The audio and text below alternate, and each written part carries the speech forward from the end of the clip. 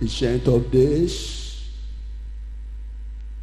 the Rock of ages, I am that I am, the beginning and the end, the first and the last, the bright morning star, the one that is, the one that was, the one that is to come. Unchangeable changers, we bow before your throne this morning. We reference you for who you are. We are so glad to be in your presence this morning, my Lord. We give you all the glory. We give you all the honor. We give you all the adoration. You are a wonderful counselor. You are glorious God. You are miracle working God. You are powerful God. There's nothing you cannot do. God of Abraham, Isaac, and Jacob. You are our God. You are our life. You are our hope. You are our confidence. You are our defender. You are our provider. You are our guardians. You are our comforter. Oh, we give you praise this morning. Lord, I give you all the glory. Lord, I give you all the honor. Lord, I give you all the adoration. I thank you for your sons and daughters. I thank you for your children. I bless your holy name for my life. I thank you for this wonderful Sunday. I give you praise for what you are going to do in this place this morning. I magnify you for your healing that's going to take place in this place. I give you praise for your power. I will set the captive free. That you are released in this place. I give you all the glory. I give you all the glory. My Father. My Father. I have no other God. I don't depend upon any other thing. But only you, my God. I don't depend upon the harm of flesh.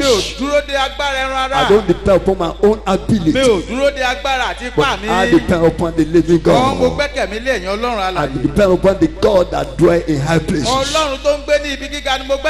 I depend upon the God that do wonders beyond galaxies. I look unto you this morning, and I commit all your children to your hands.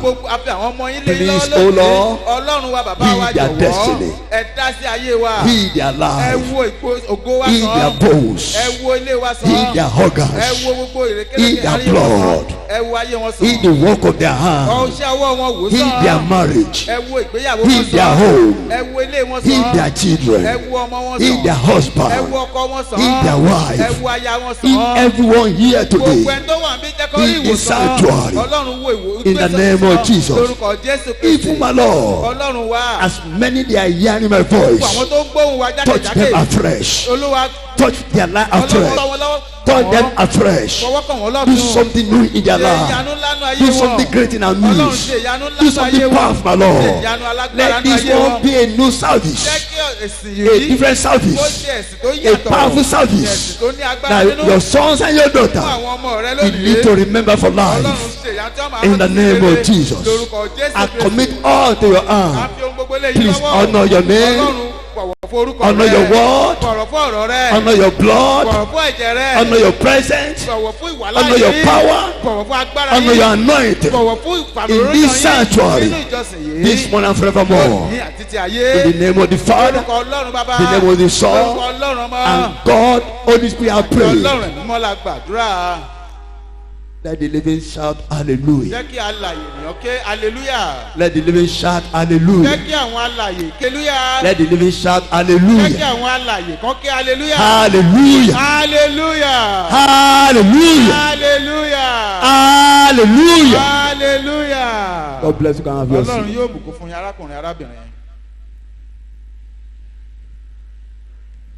I welcome you into the presence of God this morning. And I pray the Lord God Almighty will touch your life afresh. In the name of Jesus. He will answer your prayers. Yóò dáhùn àdúrà yín. He will bring joy to your life. Yóò mú ayọ̀ wá sí ayé yín. He will bring joy to your home. Ó mú ayọ̀ wá sí ìdílé yín. Bring peace Ó mú àlàáfíà to your mind. sí ọkàn yín. In the name of Jesus. Lórúkọ Jésù Kristi. I'm not God.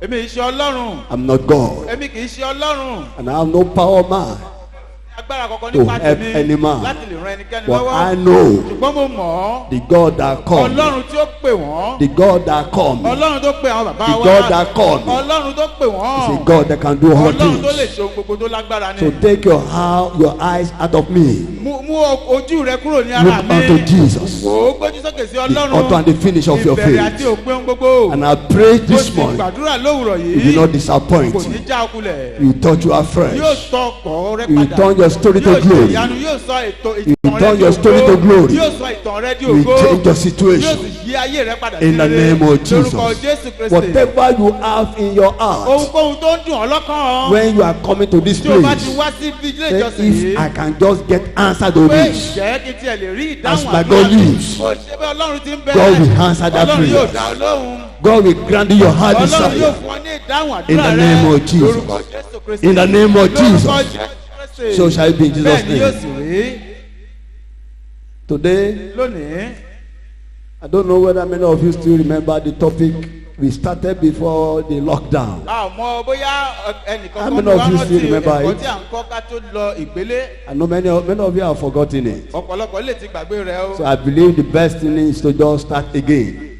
Ó dára pé ká tún bẹ̀rẹ̀ At rẹ̀ fresh. lẹ́ẹ̀kan sí i. Lákọ̀tún. The topic is, Kókó ẹ̀kọ́ he náà that ni dwelleth in the secret place of the ẹni Most tó bá High. ń gbé abẹ́ òjìji Olódùmarè. He that dwelleth Ẹni tó ń gbé in the secret ní ibi ìkọ̀kọ̀. of the Most High. Ọ̀gá ògo jùlọ. He that dwelleth Ẹni tí ó ń gbé in the secret ní ibi ìkọ̀kọ̀. of the Most High. Ọ̀gá ògo jùlọ. And that is book of Psalm 91. Orin Dáfídì orí I want you kọkànléláàádọ́rùn-ún. to open your book to the book of Psalm 91. Afẹ́ká Your Bible to ṣíbélì the book wá of Psalm sí ìwé 91. orin Dáfídì Are you there? orí kọkànléní àádọ́rùn-ún.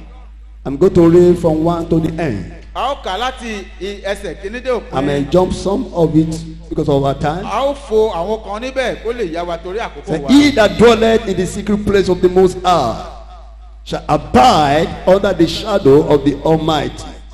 I will say of the Lord, He is my refuge and my fortress, my God, in Him will I trust. Surely He shall deliver me from the snares of the fowlers and from the noisome pestilence. He shall cover me with His feathers, and under His wings shall I trust. His truth shall be my shield and my buckler. That I shall not be afraid for the terror by night, nor for the arrow that flies by day, nor for the pestilence that walketh in darkness, nor for the destruction that wasteth at noonday. 1,000 shall fall at my side, and 10,000 at my right hand, but it shall not come near me. Only with my own eyes shall I behold and see the reward of the wicked, because I've made the Lord, which is my refuge, even the Most High God my habitation. Then there shall not evil befall me, neither shall any plague come near my dwellings. For He shall give His angel charge over me, to keep me in all my ways. They shall bear me up in their hands, lest I dash my foot against a stone. I shall tread upon the lions and the adder and the young lions, and the dragon shall I trample upon my feet. Because He has set His love upon me. The Lord is telling me that because I have set my love upon Him, and because you have set your love upon Him, He shall because I have set my love upon Him, therefore will He deliver me. He will deliver me. He will set me on high, and He will, because I know His name. I shall call upon Him, and He will answer me. He will be with me in time of trouble. He will deliver me. He will honor me. With long life will He satisfy me and show me His salvation. May the Lord bless the word, bless the reading of His word this morning. Ẹni tí ó In the name jókòó of Jesus. ní ibi ìkọ̀kọ̀ ọ̀gá ògo jùlọ ni yóò máa gbé abẹ́ òjìji Olódùmarè. Èmi yóò wí fún Ọlọ́run pé ìwọ lé ààbò àti odi mi, Ọlọ́run mi, ẹni tí èmi gbẹ́kẹ̀lé nítòótọ́ òun yóò gbà ọ́ nínú ìkẹkùn àwọn pẹyẹpẹyẹ àti nínú àjẹkálẹ̀ àrùn gbogbo. Yóò sì fi ìyẹ́ rẹ̀ bù ọ́, abẹ́ ìyẹ́ apá rẹ̀ ni ìwọ yóò sì gbẹ́kẹ̀lé. Òtítọ́ rẹ̀ yóò sì ṣe asà àti àpáta rẹ̀. Ìwọ kì yóò bẹ̀rù nítorí ẹ̀rù òru, tàbí fún ọfà tí ń fò lé ọ̀sán, tàbí fún àjàkálẹ̀ àrùn tí ń rìn kiri lé òkùnkùn, tàbí fún ìparun tí ń rìn ní ọ̀sán gangan. Ẹgbẹ̀rún yóò ṣubú lé ẹ̀gbẹ́ rẹ̀ àti ẹgbàárùn lé apá ọ̀tún rẹ̀, ṣùgbọ́n kì yóò súnmọ́ ọ̀dọ̀ rẹ̀. Kìkì ojú rẹ̀ ni ìwọ yóò máa fi rí, tí ó sì máa fi ṣe èrè àwọn èèyàn búburú. Nítorí ìwọ Olúwa ní í ṣe ààbò mi, ìwọ ti fi ọ̀gá ògo ṣe ibùgbé rẹ. Búburú kan kì yóò ṣubú lù ọ́, bẹ́ẹ̀ lé àrùkárùn kì yóò súnmọ́ ilé rẹ. Nítorí tí yóò fi àṣẹ fún àwọn áńgẹ́lì rẹ gbogbo nítorí rẹ láti pa ọ́ mọ́lé ọ̀nà rẹ gbogbo. Wọn ó sì gbé ọ sókè lé ọwọ́ wọn, kí ìwọ kí ó má bàa fi ẹsẹ̀ rẹ gún òkúta. Ìwọ ó kọjá lórí kìnìún àti pamọ́lẹ̀, ẹgbọrọ kìnìún àti ejò ńlá ni ìwọ yóò fi ẹsẹ̀ tẹ̀mọ́lẹ̀. Nítorí tí ó fẹ́ ìfẹ́ rẹ̀ sí mi, nítorí náà lé èmi yóò ṣe gbà á, èmi yóò sì gbé e lékè. Nítorí tí ó mọ orúkọ mi, òun ó pe orúkọ mi, èmi yóò sì dá a lóhùn. Èmi yóò pẹ̀lú rẹ̀ nínú ìpọ́njú, èmi yóò sì gbà á, èmi yóò sì máa bu ọlá fún un. Ẹ̀mí gígùn lé èmi yóò fi tẹ́ ẹ lọ́rùn, èmi yóò sì máa fi ìgbàlà mi hàn án. Àmín. Hallelujah. Hallelujah. The book of Psalm 91 is the best book that cover all every area of our life. Orin Dáfídì tí a kà yìí ó jẹ́ ọ̀kan gbòógì nínú àwọn orin Dáfídì tó kárí ohun gbogbo tí ó lè máa là kọjá. It's the most powerful psalm sáàmù tó lágbára jù ní èyí in the Bible nínú Bíbélì that every Christian should know tí of gbogbo earth. Kìrìsìtẹ́nì gbọ́dọ̀ mọ̀ lórí wọn. Very powerful Ó lágbára because it covers every area of life. torí ó yíká ohun gbogbo tí èèyàn lè máa là And that is kọjá. why I believe in my heart Ìṣòro náà ni àwọn bàbá wa ṣe gbàgbọ́ nínú ọkàn wọn pé that this topic pé ẹ̀kọ́ yìí will bring changes yóò mú ìyípadà ńlá to your life. sí ayé rẹ. In this topic, Nínú ẹ̀kọ́ tí a fẹ́ kọ́ wa yìí. I'm going to teach you about where is the secret place of the Most Ó kọ́ High. wa pé ibo ni ibi ìkọ̀kọ̀ ọ̀gá òjò yìí. Who are the people that dwell in it? Àwọn wo ló lẹ́tọ̀ọ́ láti gbé nínú Who abẹ́ is the ìdíje Most Olódùmarè? High? Ta ni ọ̀gá ògo jùlọ? And what is the gain or the blessing in dwelling in the secret place of the Most High Kí ni èrè tó God? wà tí a bá ń gbé ní abẹ́ ìdíje Olódùmarè yìí? When the Bible says dwell in, Tí Bíbélì bá ní pé gbé nínú, it means live in. ó túmọ̀ sí pé máa gbé nínú rẹ̀. So that means those who live, Ó ní gbé those who live àwọn tí ó ń gbé nínú in the rẹ̀. secret place of the Most Ní High, ibi ìkọ̀kọ̀ ọ̀gá ògo jùlọ. those who dwell Àwọn tó ń jókòó. in the secret place of the Ní Most ibi High, ìkọ̀kọ̀ ọ̀gá ògo jùlọ. those who depend Àwọn tí ó gbẹ́kẹ̀ wọn lé. and put their Tó trust, fi ìgbẹ́kẹ̀ wà tí in ọkàn the wọn lé. secret place of the Most Ibi High, ìkọ̀kọ̀ ọ̀gá ògo they shall jùlọ. abide Àwọn ni ó gbé under the shadow níbi abẹ́ of the Almighty. òjìji Olódùmarè. Where is the secret place of the Most High? Ibo ni ibi ìkọ̀kọ̀ ọ̀gá ògo jùlọ Number yìí. one. Àkọ́kọ́, This is a place of prayer. ibi àdúrà ni. The secret place of the Most High Ibi God ìkọ̀kọ̀ ọ̀gá ògo jùlọ is yìí. a place of prayer. Ibi àdúrà ni. It is that place of prayer. Ibi àdúrà yìí. It is a place where God can be found. Ibi tí a ti lè bá Ọlọ́run pàdé ni. It is the place where the presence of God abides. Ibi tí ìwàláàyè Olódùmarè kó wà sí It is ni. the place where the power of God Ibi dwells. tí agbára Olódùmarè jọba sí ni. When you come unto Tí God ẹ bá ké pe Ọlọ́run alàyè in prayer, nínú àdúrà, prayer that is from the truth heart, àdúrà tó wá látọkàn rẹ lótìtọ́ àti prayer that òdodo, is from the perfect heart, àdúrà tó wá láti ọkàn tó mọ́, prayer that has no sickness, àdúrà tí ò ní àìsàn nínú, prayer that has no disease, àdúrà tí ò ní àrùn nínú, prayer that is pure àdúrà tó mọ́ from a pure heart. láti ọkàn tó mọ́. The Lord abide. Ọlọ́run máa ń gún wá síbẹ̀. God will answer that Ọlọ́run prayer. yóò dáhùn àdúrà náà. The dwelling place of the Most High Ibi God ìkọ̀kọ̀ gágó jùlọ is a yìí. place of prayer. Ibi àdúrà ni. That is why I'm telling you today. Tìtorí náà mo ṣe ń sọ fún yín lónìí. It's good to come to Ó church. dára láti wá sílé ìjọsìn. It's good to pray where other people are Ó praying. dára láti gbàdúrà níbi But táwọn it's mìíràn náà most ti wà láti important for gbàdúrà. you Ó ṣe pàtàkì fún ọ. to begin to ask to pray in your own house. Ó ṣe pàtàkì fún ọ láti lè. When you open your mouth to pray tí o bá mọ bá a ti ń gbàdúrà. in the name of Jesus, the God will abide in you. Ọlọ́run kò mọ́. The God will hear you. Ọlọ́run So the secret prayer of the Most High ibi God ìkọ̀kọ̀ gáàgó jùlọ is the place of prayer. ibi àdúrà ni. Second Chronicle ìwé orin kúrónìkù. 30-27. Then the priest, the Levite, arose and blessed the people, and their voice was heard, and their prayer came up unto his holy dwellings, to the only dwelling place, even unto heavens. Even unto heavens.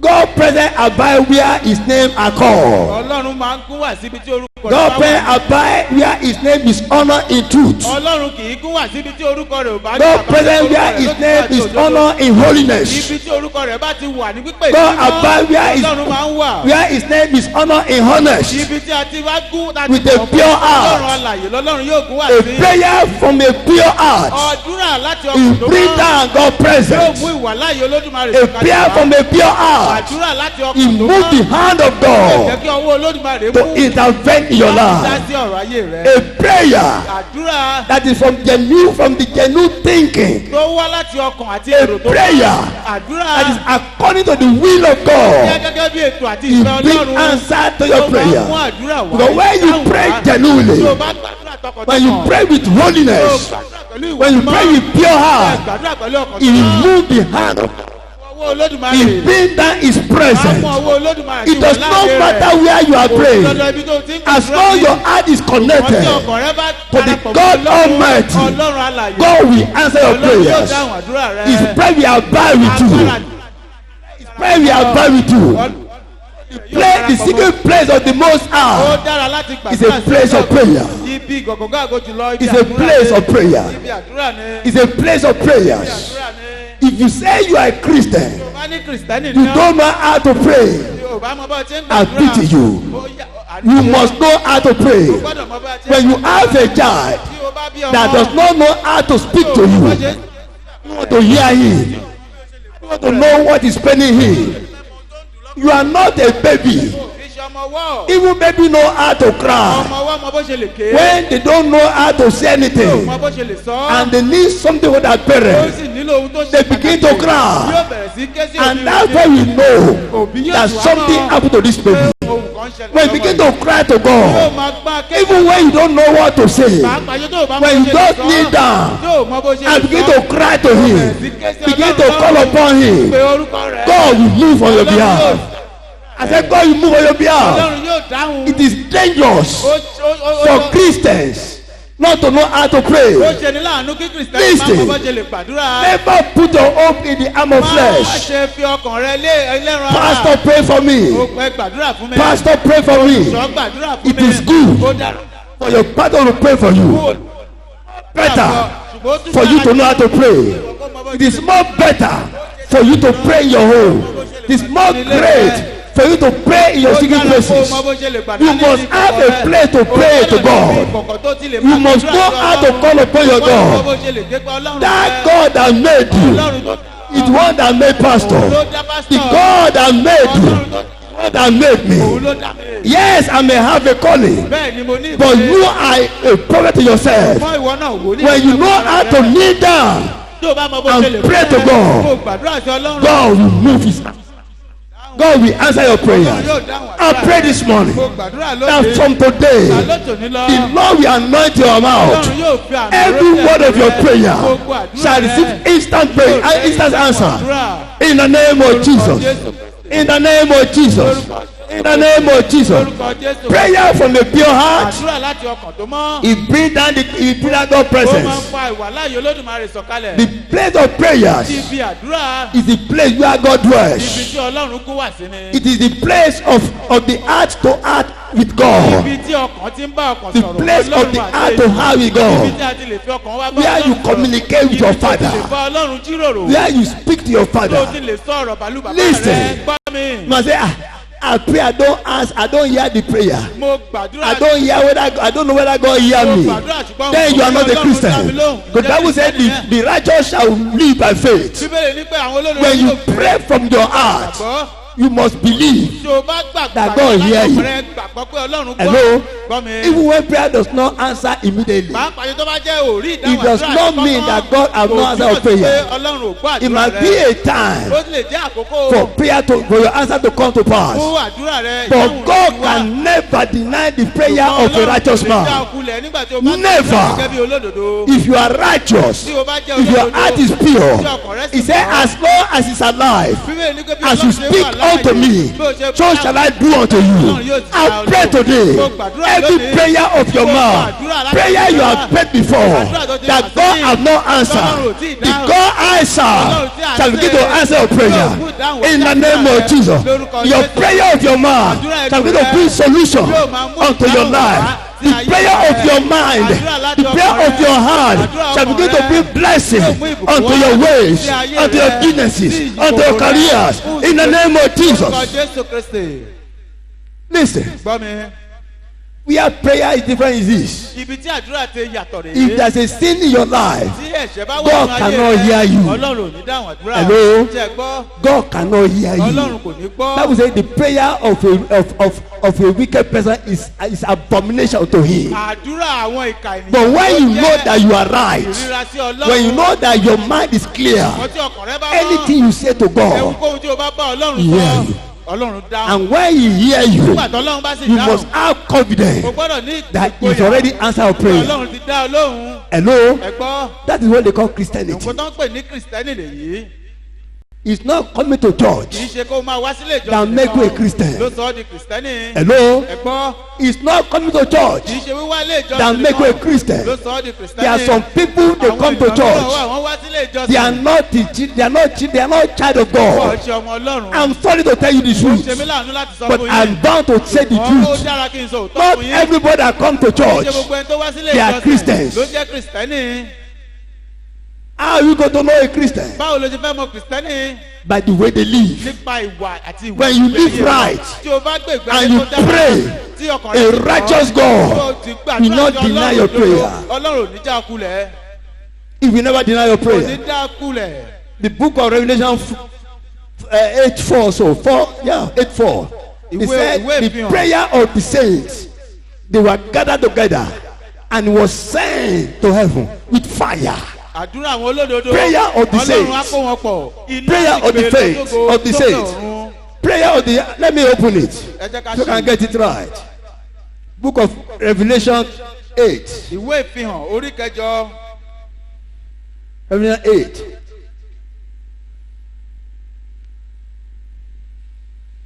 Where is it?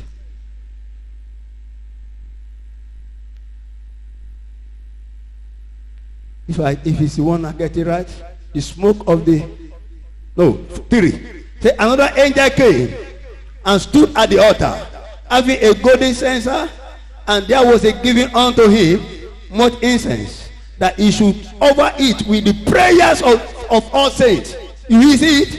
The prayer of all saints upon the golden altar, which was before the throne, and the smoke of the incense, which came with the prayers of the saints, ascended up before God out of the angel's arm. The prayer of the saints, the prayer of the righteous, the prayer of those who have a pure heart. He was sent with fire unto the heavens. I can assure you, my brothers and sisters, if you live a righteous life, if you live a pure life, your prayer has a meaning unto God Almighty. If God does not answer immediately, it does not mean I've denied you. There's a time for everything. God knows what he's doing. You might be asking for one thing, he might try to give you two. He might be asking for 3 things, and he might give you dozens of these. God knows what he's doing. So the secret place of the Most High God is a place of prayer. It's a place of prayer. It's a place of prayer.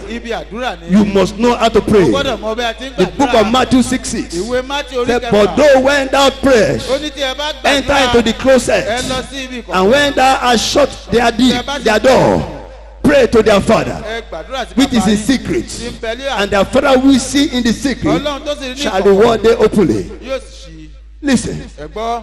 I see many people when things is not working perfect, mo rí they begin, ọ̀pọ̀lọpọ̀ they, èèyàn they nígbà begin tí to wọ́n bá cry. làásìgbò kọjá They begin to cry. wọ́n máa sunkún They don't know what to do wọ́n anymore. máa kẹ́dùn wọn. Let me tell you the secret of success. Jẹ́ n sọ àṣírí When àṣeyọrí things fún not ọ. working Tí right, ohun gbogbo ò bá that is lọ time you need to déédéé, work your right. You need to work your right leg before God. ìgbà yẹn ló wá Two dára kó prayers. yí ayé rẹ padà kó You wà ní declare ìlànà prayer Ọlọ́run. Tí o bá Against gbàdúrà that situation, kó you'll gbàdúrà be kó dojú kọ surprised. wàhálà ìyà tí ìdààmú. God will set you free. Ọlọ́run yóò tú ọ sílẹ̀. In the name of Jesus. Lórúkọ Jésù Kristi. Number 2, Èkejì, the dwelling place of the Most High God ibi ìkọ̀kọ̀ gáàsì is a place of praises and worship. ibi ìyìn àti ọpẹ́ The ni. place of praises and worship. Ibi ìyìn àti ọpẹ́ ni. Psalm 50:23. Ìwé orin Dáfídì Say, whosoever over praise, glorify me, and to him that order his conversation aright, will I show the salvation of God.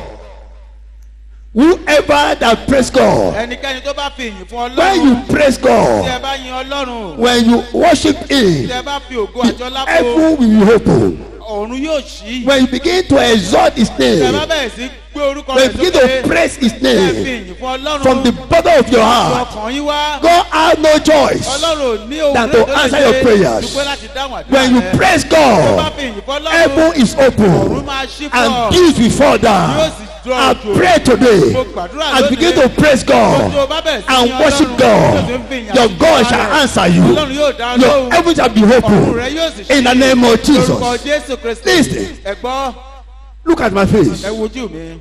You are a human being. Ènìyàn lẹ́ra nìwọ And Bible náà. says we are made in the image of God. Bíbélì ní Ọlọ́run dá wa ní àwòrán ara rẹ̀. If somebody begin to praise you, Tí ẹnìkan bá bẹ̀rẹ̀ sí yìn ọ́, say, Victoria, you are a powerful woman. pé arábìnrin You are a Victoria good woman. lágbára ni ọ́. I don't know why you Obìnrin Victoria. Who is jagunjagun Victoria ni ọ́. here? You be victorious in Jesus' Ẹ name. jà ṣẹ́gun lórúkọ You are Jésù. a good woman. Tó jẹ́ obìnrin tó You are a lókè powerful kọjú, woman. obìnrin You are alágbára. my mother. You are wonderful. Pé o jẹ́ You are obìnrin tó glorious. dára lẹ́nu, o You are dára, powerful. o ní ògo, You are this. o dára. You begin to call you what you are not. Wọ́n pè ọ́ And lóhùn now tí o I say, jẹ́. give me the money in your hand. Ó wá ní fún mi lówó ọwọ́ rẹ. Even when you are not going to give all, Pàápàá jẹ́ you tó say, bá fẹ́ dá gbogbo ẹ̀ let's lẹ̀. share it together. Jẹ́ ká pín in. Is it not true? Ṣé kìí ṣe tòótọ́ Is ni? it not true? Ṣé ìṣòótọ́? Am I not speaking to you? Ṣé mi ò sọ òótọ́? When somebody begin, have you go to party where they praise people? Ṣé ti lọ sí How ibi many of you have ever go to Owambe party? When they begin to praise somebody, tẹ bá lọ sí ojú agbo tí they, ẹni when tó they kọrin begin to say báyìí he's selling car when he does not even know, he did not even have money to tó sell ń pè ọ́ tire. lóríkì tó ju agbára rẹ lọ. When they begin to say his father is the king of Tó is bá the ní king, bàbá rẹ is his ọba ní, beast. bàbá rẹ ọlọ́run That ní, man can spell all this money. gbogbo owó ọwọ́ rẹ o lè ná fún ẹni tó ń It kọrin. happened to the children of my father's house. Ní ògbà kan ó When we ṣẹlẹ̀ went sí for the àwọn ọmọ burial of ilé my wa mother. nígbà tó ń ṣe ìsìnkú àwọn màmá In wọn the wakekeeping, nígbà tó ń ṣe ètò that guy was so smart. He was a Christian. The guy is a akọrin Christian. yìí ó jẹ́ ọlọ́gbọ́n ènìyàn He was púpọ̀. calling us in Ó the wá pe evening, àwa bàbá praising all the àti fathers. ìyá. He started with me. Ó bẹ̀rẹ̀ pẹ̀lú And àwọn he bàbá didn't wa know ní that the Olúwa. money in my own hand. Kò mọ̀ pé owó tó wà lápá àwọn bàbá wa It doesn't go out anyhow. kò kì í jáde bẹ́ẹ̀ bó ṣe wù He ú. praised me. Ó yin wọ́n. Olórí ẹbí, Olórí ẹbí. olórí aṣọ. The head of the I said home. thank you. Ẹni ẹ̀ ṣe. I sat down. Mo jókòó. He called my brothers. Ó pe àwọn Nobody stand up. Kò sẹ́ni tó dìde. Then he shifted to our Ó children. kàn bẹ̀rẹ̀ sí dájú kọ àwọn He ọmọ began wẹ́wẹ́. to praise our Ó wá children. bẹ̀rẹ̀ sí yin gbogbo àwọn Àwọn ọmọ wẹ́wẹ́. olówó. Gbogbo àwọn Bàbá wọn ta mọ́tò. His did their deeds. Their parents are Their car dad. dealers. Hey, come and say our children. Come, ẹ wá wo àwọn They ọmọ. bring all their money out. Owó tí àwọn àgbààgbà ti They fún wọn. spend upon this Wọ́n guy ná gbogbo ẹ̀ fún for àwọn complete òṣèré. 1 hour. Títí di wákàtí They are spending money. Wọ́n ná gbogbo owó. All the money that people are giving to Gbogbo them, owó tí àwọn they gave it to àgbàlagbà them. fún àwọn ọmọ They wọn. kept it from the morning. Wọ́n fi sápò. They put it on the head of that Gbogbo ẹ̀ guy. ná fún òṣèré. When the guy know their money is Ìgbà finished, tí ẹlẹ́ṣẹ̀rẹ́ ti wá rí pé owó ti he tán. pack his Ó load. gbé ẹrù rẹ̀. I laugh. Ó rẹ́rìn-ín. It was this one that came for me today. Eléyìí ló padà wá bá àwọn He bàbá said, wa. Daddy, Daddy, all my money bàbá, is finished. gbogbo I said, owó your wa money is ti tán. finished? Owó He tán said, bẹ́ẹ̀. yes. Ó ní I said, bẹ́ẹ̀ how does he ni. finish? Ó ní báwo He ló said, ṣe that man collected. I said, that man could have been you gave it to Akọrin ló him. gba owó yìí. All of them, they blow all their money. Gbogbo owó ọwọ́ wọn náà ná tán. They are dumping. Inú wọn dùn ní. Wọ́n sì ní ilé He olórí began to praise them. Ó yìn wọ́n. Begin to praise Ó them. pe oríkì wọn. He did not know their result. Kò He said mọ̀. they always make first class. Ó ní àwọn They always tó pass. mọ ètò Then they give ìdánwò this. wọn nù They are bẹ́ẹ̀ good kọ́. children. Ó They are láwọn this. They ọmọ tó spend all the kàwé, money. ọmọ ọlọ́gbọ́n. That is, we are all human beings. Ọ- Bible says we are created in the image of Torí God. náà Bíbélì ní When you àwọn begin to praise God in your sitting room, when you begin to praise his name in your toilet, when you begin to praise his name in your kitchen, I can assure you the hand of God will be upon your life. Sometimes prayer can be hindered, but your praises, your worship cannot be hindered. Nobody can handle it. Even Satan ate where you are praising God. He had to fly from the place. When you begin to praise God, your heaven be open. Your heaven be open. I'll pray this morning. The joy to praise God, it shall enter your life. The happiness to praise him with all your heart, it shall be your portion. When you praise the living God, from today, your heaven shall be open. In the name of Jesus. In the name of Jesus. In the name of Jesus. If you read the book of Acts 16, 25 to 26, when they said Silas and Paul, they begin to praise God in the midst of battles. Heaven was opened. Their chain was broken. The prison was opened. They were set loose, and they become a firebrand for God in the prison. Listen. Let me tell you the secret of breakthrough. The time you're supposed to be crying, when things is not working right, when the whole door look as if it's closed, when your husband is not responding to you the way he's supposed to respond, your wife is not doing things that is right, instead of you to cry, say, I will never cry, I will rather call my God. Begin to praise God, begin to worship him, begin to give him praise. You will be surprised. That man will come back with something else. You'll be surprised. God will move on your behalf. Power is in praises and worship. Power is in praise and worship. You must stand that. Crying cannot bring solution to your situation. Weeping cannot help you. No money cannot help you. Lamentation cannot help you. But praises and worship, it can help you. I say it can help you. Begin to praise him. Begin to worship him. That is a place of, that is the dwelling place of the Most High God. In the name of Jesus. Number 3, where is the secret place of the Most High God? It is a place where people gather together in his name. Where is that place? Church of God. Listen, don't ever miss church. I pity people that believe when they come to church they are helping pastor. They believe they are helping pastor. I pity them. They believe when if I don't come to church, they will know that yeah, somebody is not in the church. Who care about that? Listen, look at my face. What do you mean? My own pastor is not a pastor looking for money. I'm called to do what is right, and I stand to do what is right. That is my calling. That is my calling. My own to try my best. The remaining belong to God. Hello. I remember the time I newly opened this church. We opened this church. Somebody told me that I should be buying rice, buying gari, and be giving to everybody on Sunday. I said, for which purpose? For which purpose? That is arm of flesh. I don't depend upon the arm of flesh. I depend upon God. When you come to the presence of God, what your prayer cannot handle in your house, when we don't hand together, when you raise force together, I'm telling you, God will answer your prayers. Maybe they have said nothing in your own will work, but when you come to the prayer of God, they cannot handle it. You receive your breakthrough from this place. You carry the power of God to your house. That power will be broken. It will be broken. Listen, we are 3 or 2 people are gathered together. The Bible says the presence of God is there, and where there is the Spirit of God, that's liberty. That's 2 Corinthians 3:17. Anywhere there's a spirit of God, ibikíbi tí ẹ̀mí ọlọ́run there's bá wà liberty. ìtúsílẹ̀ wà If you read the book of Matthew 18, ẹ bá wọ ìwé 19 to 20, orí say, kejìdínlógún. again I say unto you, that if two of you shall agree on earth as touching anything that they shall ask, it shall be done for them of my Father which is in heaven. For where 2 or 3 are gathered together in my name, that is where I am. I'm in the midst of them. I'm in the midst of them to remove mountains. I'm in the midst of them, and I will answer their prayer. Listen, where the prayer of God abide, where the prayer of God abide, the prayer of God is there. When you gather together in the church of God, that the prayer of God in that church, God will answer your prayer. I'm not using mouth to say it. Every Sunday in the morning, I'm the first person in this place. I pray to God that anything anybody bring to this place must receive answer. Instant solution. Breakthrough. That is why I have confidence. I don't know what follow you here. I don't know your problem. I don't know what your challenge is.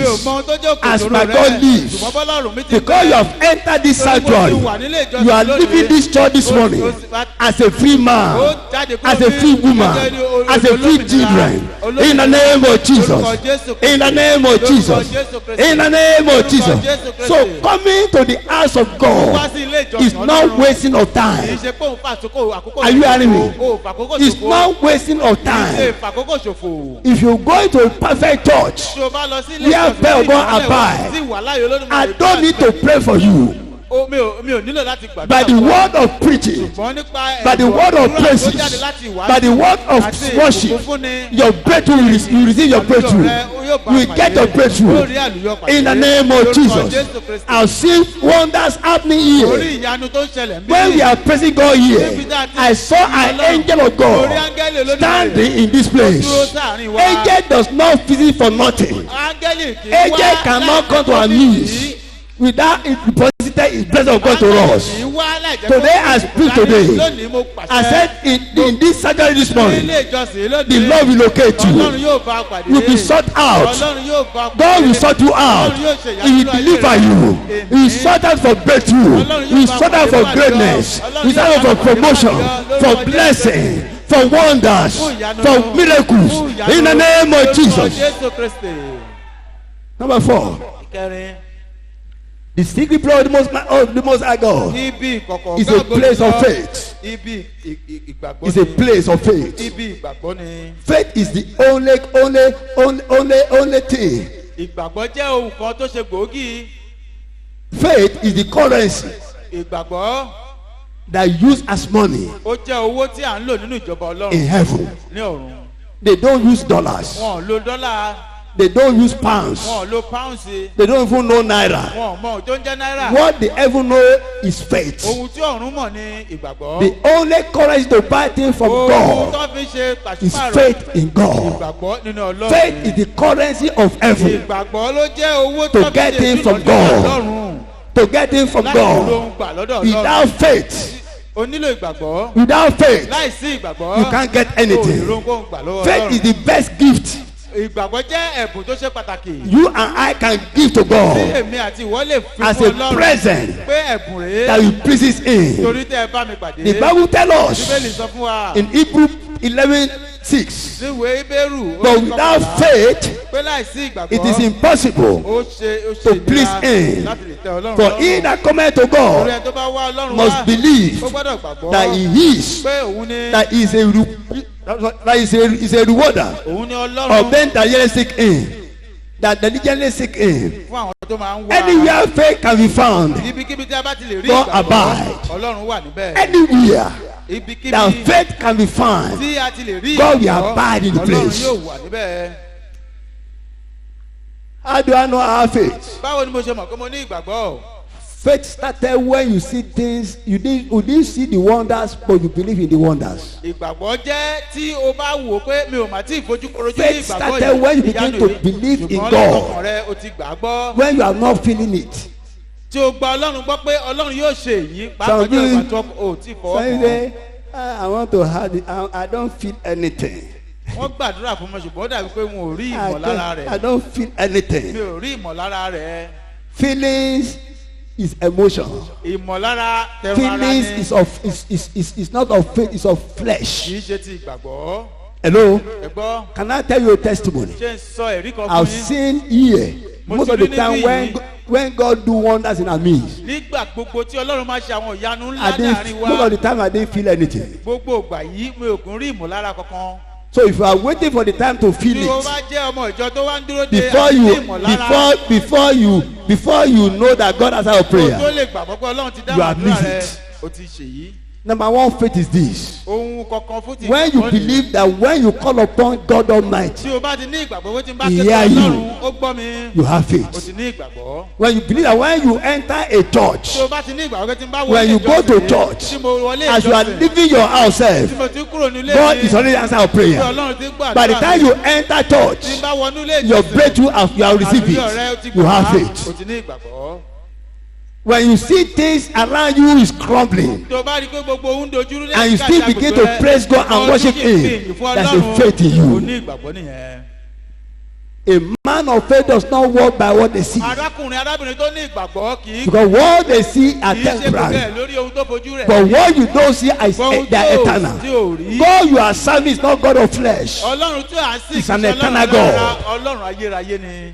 Faith. ìgbàgbọ́. You can't get anything from God without faith. o ò lè rí ohunkóhun gbà lọ́wọ́ ọlọ́run láì Go ní and read your ìgbàgbọ́. Bible. lọ ka bíbélì rẹ dáadáa. When Jesus want to minister, nígbà tí jésù fẹ́ He wàásù said, "Do you believe I can do ó ní this?" ṣe o gbàgbọ́ pé mo lè When wọ́ you say, náà. "I believe," tó bá then lóun be it to gbàgbọ́ you jẹ́ kó rí fún ọ according to your faith. gẹ́gẹ́ bí ìgbàgbọ́ rẹ. Have you read your ṣe Bible? ti ka bíbélì yín bẹ́ẹ̀ Have you ever seen your ṣe Bible? ti rí inú bíbélì yín. Jesus never do anything without a faith. jésù kì í ṣe ohunkóhun láì The jẹ́ pé only ẹni tó ti place gbà á ní ìgbàgbọ́. That He work wonders ibi kankan tó ti ṣe without a faith tí ò sí is ìgbàgbọ́. a man beside the pool of water. obìnrin ọkùnrin tó wà lẹ́gbẹ̀ẹ́ ẹgbàdá. He went to that man ó lọ bá a. and heal him. ó sì wò sàn. He walk with healing grace. ó fi àánú ìwòsàn. Sometimes grace of God can overcome your faith. ìgbà mìíràn wà àánú olódùmarè láti ṣe ìyanu But ó máa ń borí ìgbàgbọ́ rẹ. most of the time, ṣùgbọ́n ní gbogbo ìgbà. The key of getting things from God, kọ́kọ́rọ́ tá a lè fi rí ohun gbà Is lọ́wọ́ faith. ọlọ́run òun ni ìgbàgbọ́. you don't need to have faith that is big. o nílò láti ní ìgbàgbọ́ ńlá. My faith is too small. ìgbàgbọ́ It does not matter. kò ṣe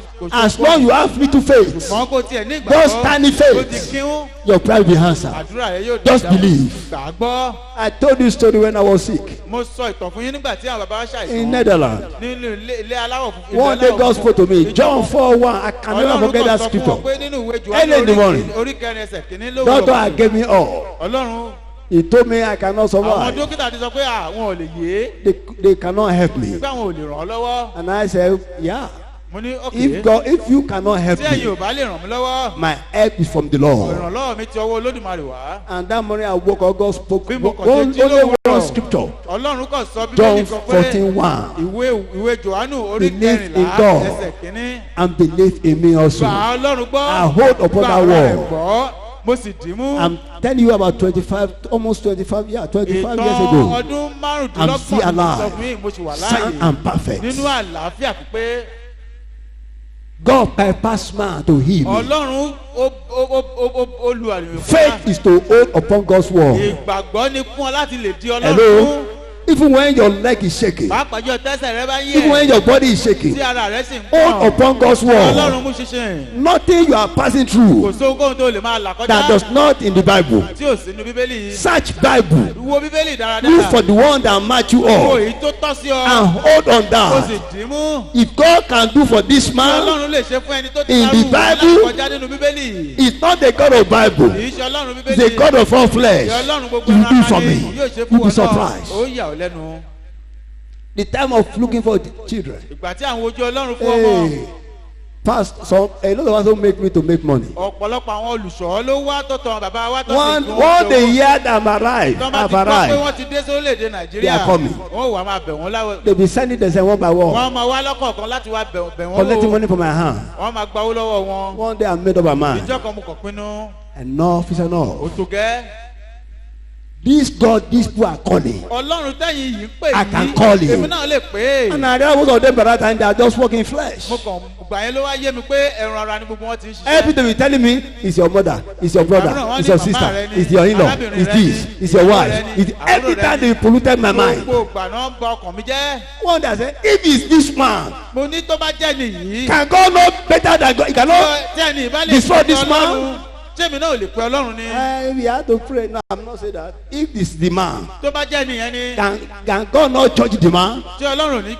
dá lẹ́jọ́ Every wò time they be giving me prophecy. gbogbo ìgbà náà Please, máa ń mú iṣẹ́ ìránṣẹ́ let me wá help you here. ẹ jẹ́ kí n ràn yín ẹ jẹ́ ràn Stop lọ́wọ́ looking níbí for prophecy. ẹ má máa tọ wòlíì kiri lọ Hello? ẹ gbọ́ Stop looking for ẹ prophecy. dẹ́kun láti máa wá Look wòlíì for kiri God. ẹ wá ọlọ́run Can I help you? jẹ́ n ràn yín Look lọ́wọ́ for God. ẹ wá ọlọ́run Many people are destroying their life. ọ̀pọ̀lọpọ̀ ló ń bá ayé wọn Because of jẹ́ prophetic word. nítorí àwọn iṣẹ́ ìránṣẹ́ àwọn wòlíì èké I'm telling you the ó ń truth. sọ òtítọ́ fún yín Because they know Nigerians, black race, they lack wọ́n prophecy. fún àwọn aláwọ̀ dúdú Many pastors are now going astray gbogbo àwọn olùṣọ́ Looking for evil power. to see. wọ́n ń wá ẹ̀mí òkùnkùn And when láti they fi see, ríran tó bá sì ríran What is the solution? kí ni ohun tó rí kí ni They don't know àwùjọ it. wọn ò mọ̀ Can I tell you the truth? ṣé n sọ òótọ́ fún God yín never work like that. ọlọ́run kì í rìn báyẹn When God show you something, tí ọlọ́run bá fi He show you àṣírí hàn solution. ọ́ yóò fi ọ̀nà àbáyọ hàn ọ́ pẹ̀lú Hello? gbọ́ mi when God reveal, tí ọlọ́run bá tú that was say He àṣírí redeem. ọlọ́run yóò sì He reveal to redeem. ọlọ́run yóò tú àṣírí Stop looking láti for ṣe- prophecy. má ṣe máa tọ wòlíì èké Look for God. ẹ wá ọlọ́run Search for ẹ God. wá ọlọ́run Seek God, ẹ wá and God will surprise ọlọ́run you. yóò sì ràn ọ́ lọ́wọ́ Am I speaking? ṣé mò ń sọ òótọ́ fún So how do you see for God? báwo You lẹ must ṣe have wá faith. ọlọ́run ẹ ní ìgbàgbọ́ You must have faith. ẹ ní ìgbàgbọ́ Faith is to believe ìgbàgbọ́ ni pé ká ẹ ní in all things is point with God. gbogbo tí ọlọ́run sọ fún Faith yín. is to take God by His word. ìgbàgbọ́ ni pé ká ẹ di ọlọ́run Faith is to believe that all things are possible with God. You must have faith. kẹ ní ìgbàgbọ́ But a faithless life is a life of sin. It's a life of sin.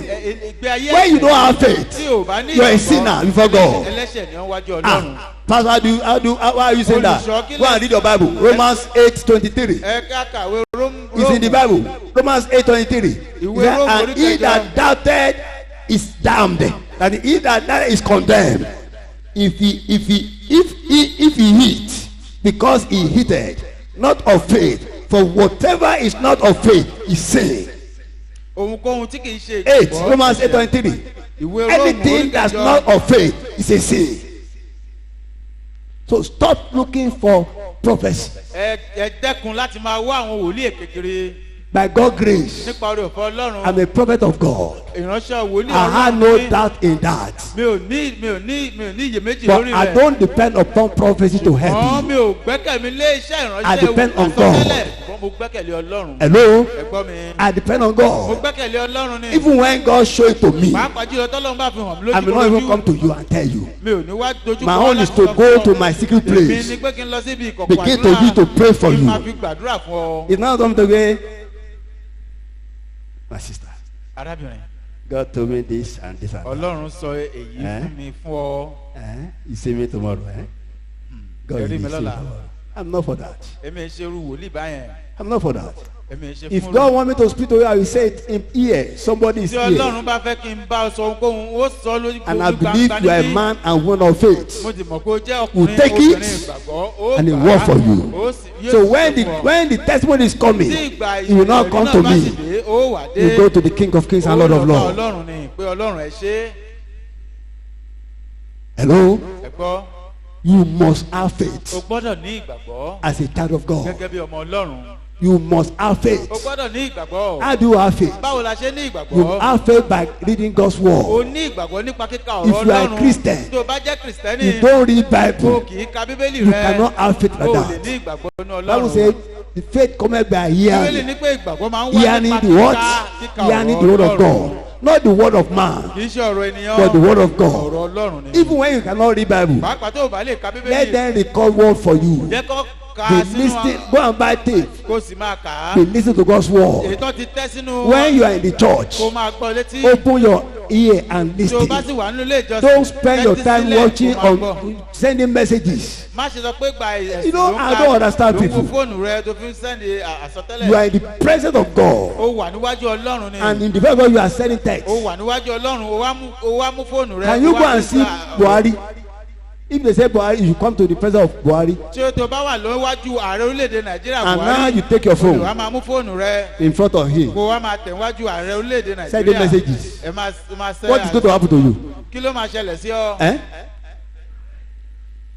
wọ́n jù ọ síta ni. Let's respect God. ẹ jẹ́ ká bọ̀wọ̀ fún Ọlọ́run. You are not the presence of God. You are in the presence of man. bí o sí níwájú ènìyàn. I can say this one to you mo lè clearly. sọ òtítọ́ fún ọ. Quote my word.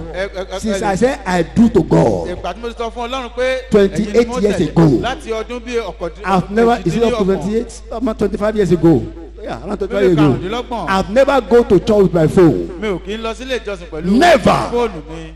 Because God is more than my torí phone. Ọlọ́run lágbára ju Any fóònù. appointment anybody want to have for me, ohun tó bá jẹ́ ẹni. if you cannot wait for Yóò bá lè dúró ká after parí I leave the church, let it go. tí o bá lè dúró kí n parí ìjọsìn kó tó bá mi sọ̀rọ̀. There are some things God see on people that used to bless people than ohun tó others. àwọn àmúyẹ kan wà tí Ọlọ́run máa wò ní ayé èèyàn tí Ọlọ́run fi ń ṣe. When I was in abroad, nígbà tí mo wà ní ìlú but aláwọ̀ most of my customers is on the phone. gbogbo àwọn tó jẹ́ olùbárà wọn. I've seen man call me for a business early in the morning. ẹnìkan bá pè wọ́n fún On Sunday. òkòwò kan ní òwúrọ̀ kùtù lọ́jọ́ I told him, I said I was at home. mo wà nílé nígbà I said yẹn. I'm going to church mo ní mo anytime fẹ́ from lọ now. sílé ìjọsìn I wákàtí can't come for that mi ò lè vehicle. wá fún ọkọ̀ He said, Larry, ó ní Larry if you cannot come right tó o bá lè now, wá. forget about the nípa vehicle. ọkọ̀ yìí. I said, my brother, God bless mo you. ní Ọlọ́run bùkún fún ọ. Let me tell you something. jẹ́ sọ òtítọ́ fún The ọ. day you know that your provision is not of man, ìgbà tó o bá ti mọ̀ pé ìpèsè rẹ That is látọ̀dọ̀ of God. Ọlọ́run ni kì í ṣe lọ́dọ̀ you have ènìyàn. received your o breakthrough. ti rí àlùyọgbà.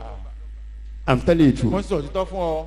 The day you know that man is not your God, ìgbà tó o bá ti mọ̀ pé You have ìpèsè rẹ received your kì í breakthrough. ṣe látọ̀dọ̀ ènìyàn ṣùgbọ́n látọ̀dọ̀ Ọlọ́run o ti rí àlùyọ. the day you know in your heart ìgbà tó o bá mọ̀ ní that ọkàn all rẹ you pé have gbogbo ohun tó o ní is from God Almighty, tọ̀dọ̀ Ọlọ́run alàyè your ni breakthrough is just blasted to your life. o ti wọnú àlùyọ. I'm telling you mo ń first, sọ òtítọ́ fún ọ. and never pick Má phone ṣe- in the morning, má ṣe gbé fóònù rẹ lówùrọ̀. and never pick phone in the morning àwọn bàbá wa wọn kì í gbé fóònù wọn lówùrọ̀. unless God really ask me if there's a person say take it. Without Ọlọ́run bá that, ní you can't speak to me before 10 o'clock. o ò lè bá I wọn must speak to God first. àyàfi tó ti kọ́kọ́ bá Ọlọ́run Nobody, lówùrọ̀. my wife, Aago mẹ́wàá. we always sleep in the same bed. We don't talk to ourselves when we wake up in the morning. aya wọn kì í bá wọn sọ̀rọ̀ lówùrọ̀. I will go and talk to my Àyàfi God. tó bá ti kọ́kọ́ bá Ọlọ́run She will go and talk sọ̀rọ̀. to our God. òun náà yóò After sì you bá finish, then you Ọlọ́run can say, sọ̀rọ̀. "Ah, good morning, lẹ́yìn ah, good yìí morning." la lè That's sọ all. káàárọ̀ o ẹ káàárọ̀ sà. When you begin to take God first, tẹ bá fi Ọlọ́run ṣe àkọ́kọ́ ní ohun gbogbo before you call upon Him, kó o tó pè é He will answer your yóò prayer. dá ọ lóhùn. Don't take God as a spare tire. ẹ má ṣe mú Ọlọ́run gẹ́gẹ́ bí Don't take God as nothing. ẹ má ṣe mú Ọlọ́run gẹ́gẹ́ bí You must respect ẹ gbọ́dọ̀ God. bọ̀wọ̀ fún Ọlọ́run. When you begin to respect ẹ bá God, bẹ̀rẹ̀ sí bọ̀wọ̀ fún Ọlọ́run. God will respect the word of your Ọlọ́run yóò prayer. ṣèyanu nínú ayé rẹ. Get this clear. ẹ jẹ́ kó yé eyín Because I kedere. see many of you just, you see, because you don't see Him, ọ̀pọ̀lọpọ̀ ènìyàn you don't fear Him. ẹ wò pé torí ẹ rí Ọlọ́run ẹ Please. bọ̀wọ̀ fún. You have spent the whole week ẹ ti rí gbogbo ọ̀sẹ̀ for yourself. fún ara Only rẹ. just 2 hours wákàtí méjì to péré spend before God. láti wà níwájú You cannot Ọlọ́run. keep it right. o tún lè bọ̀wọ̀ fún. You are coming with phone. o tún wá pẹ̀lú fóònù rẹ. And even not even you come, you begin to inside in the prayer of God. You are not coming to see me. Who am I? I'm a human being like you. Listen, I have no power èmi ò ní agbára kankan. of mine. ti tèmi. I only tell you that come to me, I can't help you. God mo máa cannot ń sọ help fún you. ọ̀pọ̀lọpọ̀ tó máa ń tọ̀ mí wá pé kò sí Because bó ṣe lè I ràn lọ́wọ́ will nípa agbára ẹ̀rọ ara mi. never go and look for alternative mi ò power. ní lọ bá because of òkú you. pé mo fẹ́ Never. agbára láti lè ràn ọ́ lọ́wọ́. I won't say I want to become big pastor. mi ò ní sọ pé tó And fẹ́ head of my life in hell. Never in my life. Ọlọ́run ò ní jẹ́. Heaven is important to me. ọ̀run ṣe pàtàkì fún mi. Please, jọ̀wọ́. if you want God to begin to work in your life, tẹ́ bá fẹ́ kọ́ Ọlọ́run máa ṣe ìyanu gbòógì inú ayé you must yín. have faith. ẹ gbọ́dọ̀ ní ìgbàgbọ́. How many of you listen to the our last preaching in YouTube? àwọn mélòó lẹ gbọ́. Oh Lord, change my story to glory. How many of you didn't watch it? ẹ̀yin mélòó lẹ wò. How many of you watch it? ẹ̀yin wo lẹ wò ó. Few people. You didn't watch it? You miss it. Please go and look for it. ẹ lọ wò ó. You still have it? ìtàn mi. Please send it back to our WhatsApp. Go and watch it. He have helped a lot of people. ó ti ràn ọ̀pọ̀lọpọ̀. People have been calling from America, from England. I'm telling you the truth. láti Amẹ́ríkà àti ìlú. He opened the eyes of big people. ó ṣí ojú àwọn ọ̀pọ̀lọpọ̀ to know the truth. láti mọ òtítọ́ àti òdodo. Listen. gbọ́ mi. God is not a man. Ọlọ́run kì í ṣe ènìyàn. You must respect him. o gbọ́dọ̀ bọ̀wọ̀ fún un. And you must believe in him. ẹ sì gbọ́dọ̀ máa ṣe ìbọ̀wọ̀ fún ọ̀rọ̀ rẹ̀. That is the key to divine blessing. àṣírí sí àlùyọ ńlá aláìsí. Are you hearing me? ṣé ń gbọ́ mi? The secret of faith is a secret place where only those who believe in God can find àṣírí him. ìgbàgbọ́ ó wà ní ibi ìkọ̀kọ̀. The place of faith. ibi ìgbàgbọ́. The place of faith ibi ìgbàgbọ́. is the only place where genuine Christian can find ibi tí God. kìrìsìtẹ́nì olódodo ti lè rí. That is why the Bible says, torí náà bíbélì ṣe the just shall live by faith. olódodo. Who are the just here? Who are the just here? àwọn wo ló jẹ́ You have to olódodo live by tí faith. ẹ gbọ́dọ̀ máa gbé nípa ìgbàgbọ́. Amen. Àmín. Number 5. ìkarùn-ún. The secret place of the Most High ibi ìkọ̀kọ̀ gáàgó is jùlọ. a place of love. ibi ìfẹ́ ni. The place of love. ibi tí ìfẹ́ wà ní. Where there is love, ibi tí ìfẹ́ bá wà. there is God. Ọlọ́run wà níbẹ̀. Because God is love. torí ìfẹ́ ni Ọlọ́run. Where there is no ibi love, tí kò sí ìfẹ́. God is not there. Ọlọ́run kì í gún wá síbẹ̀.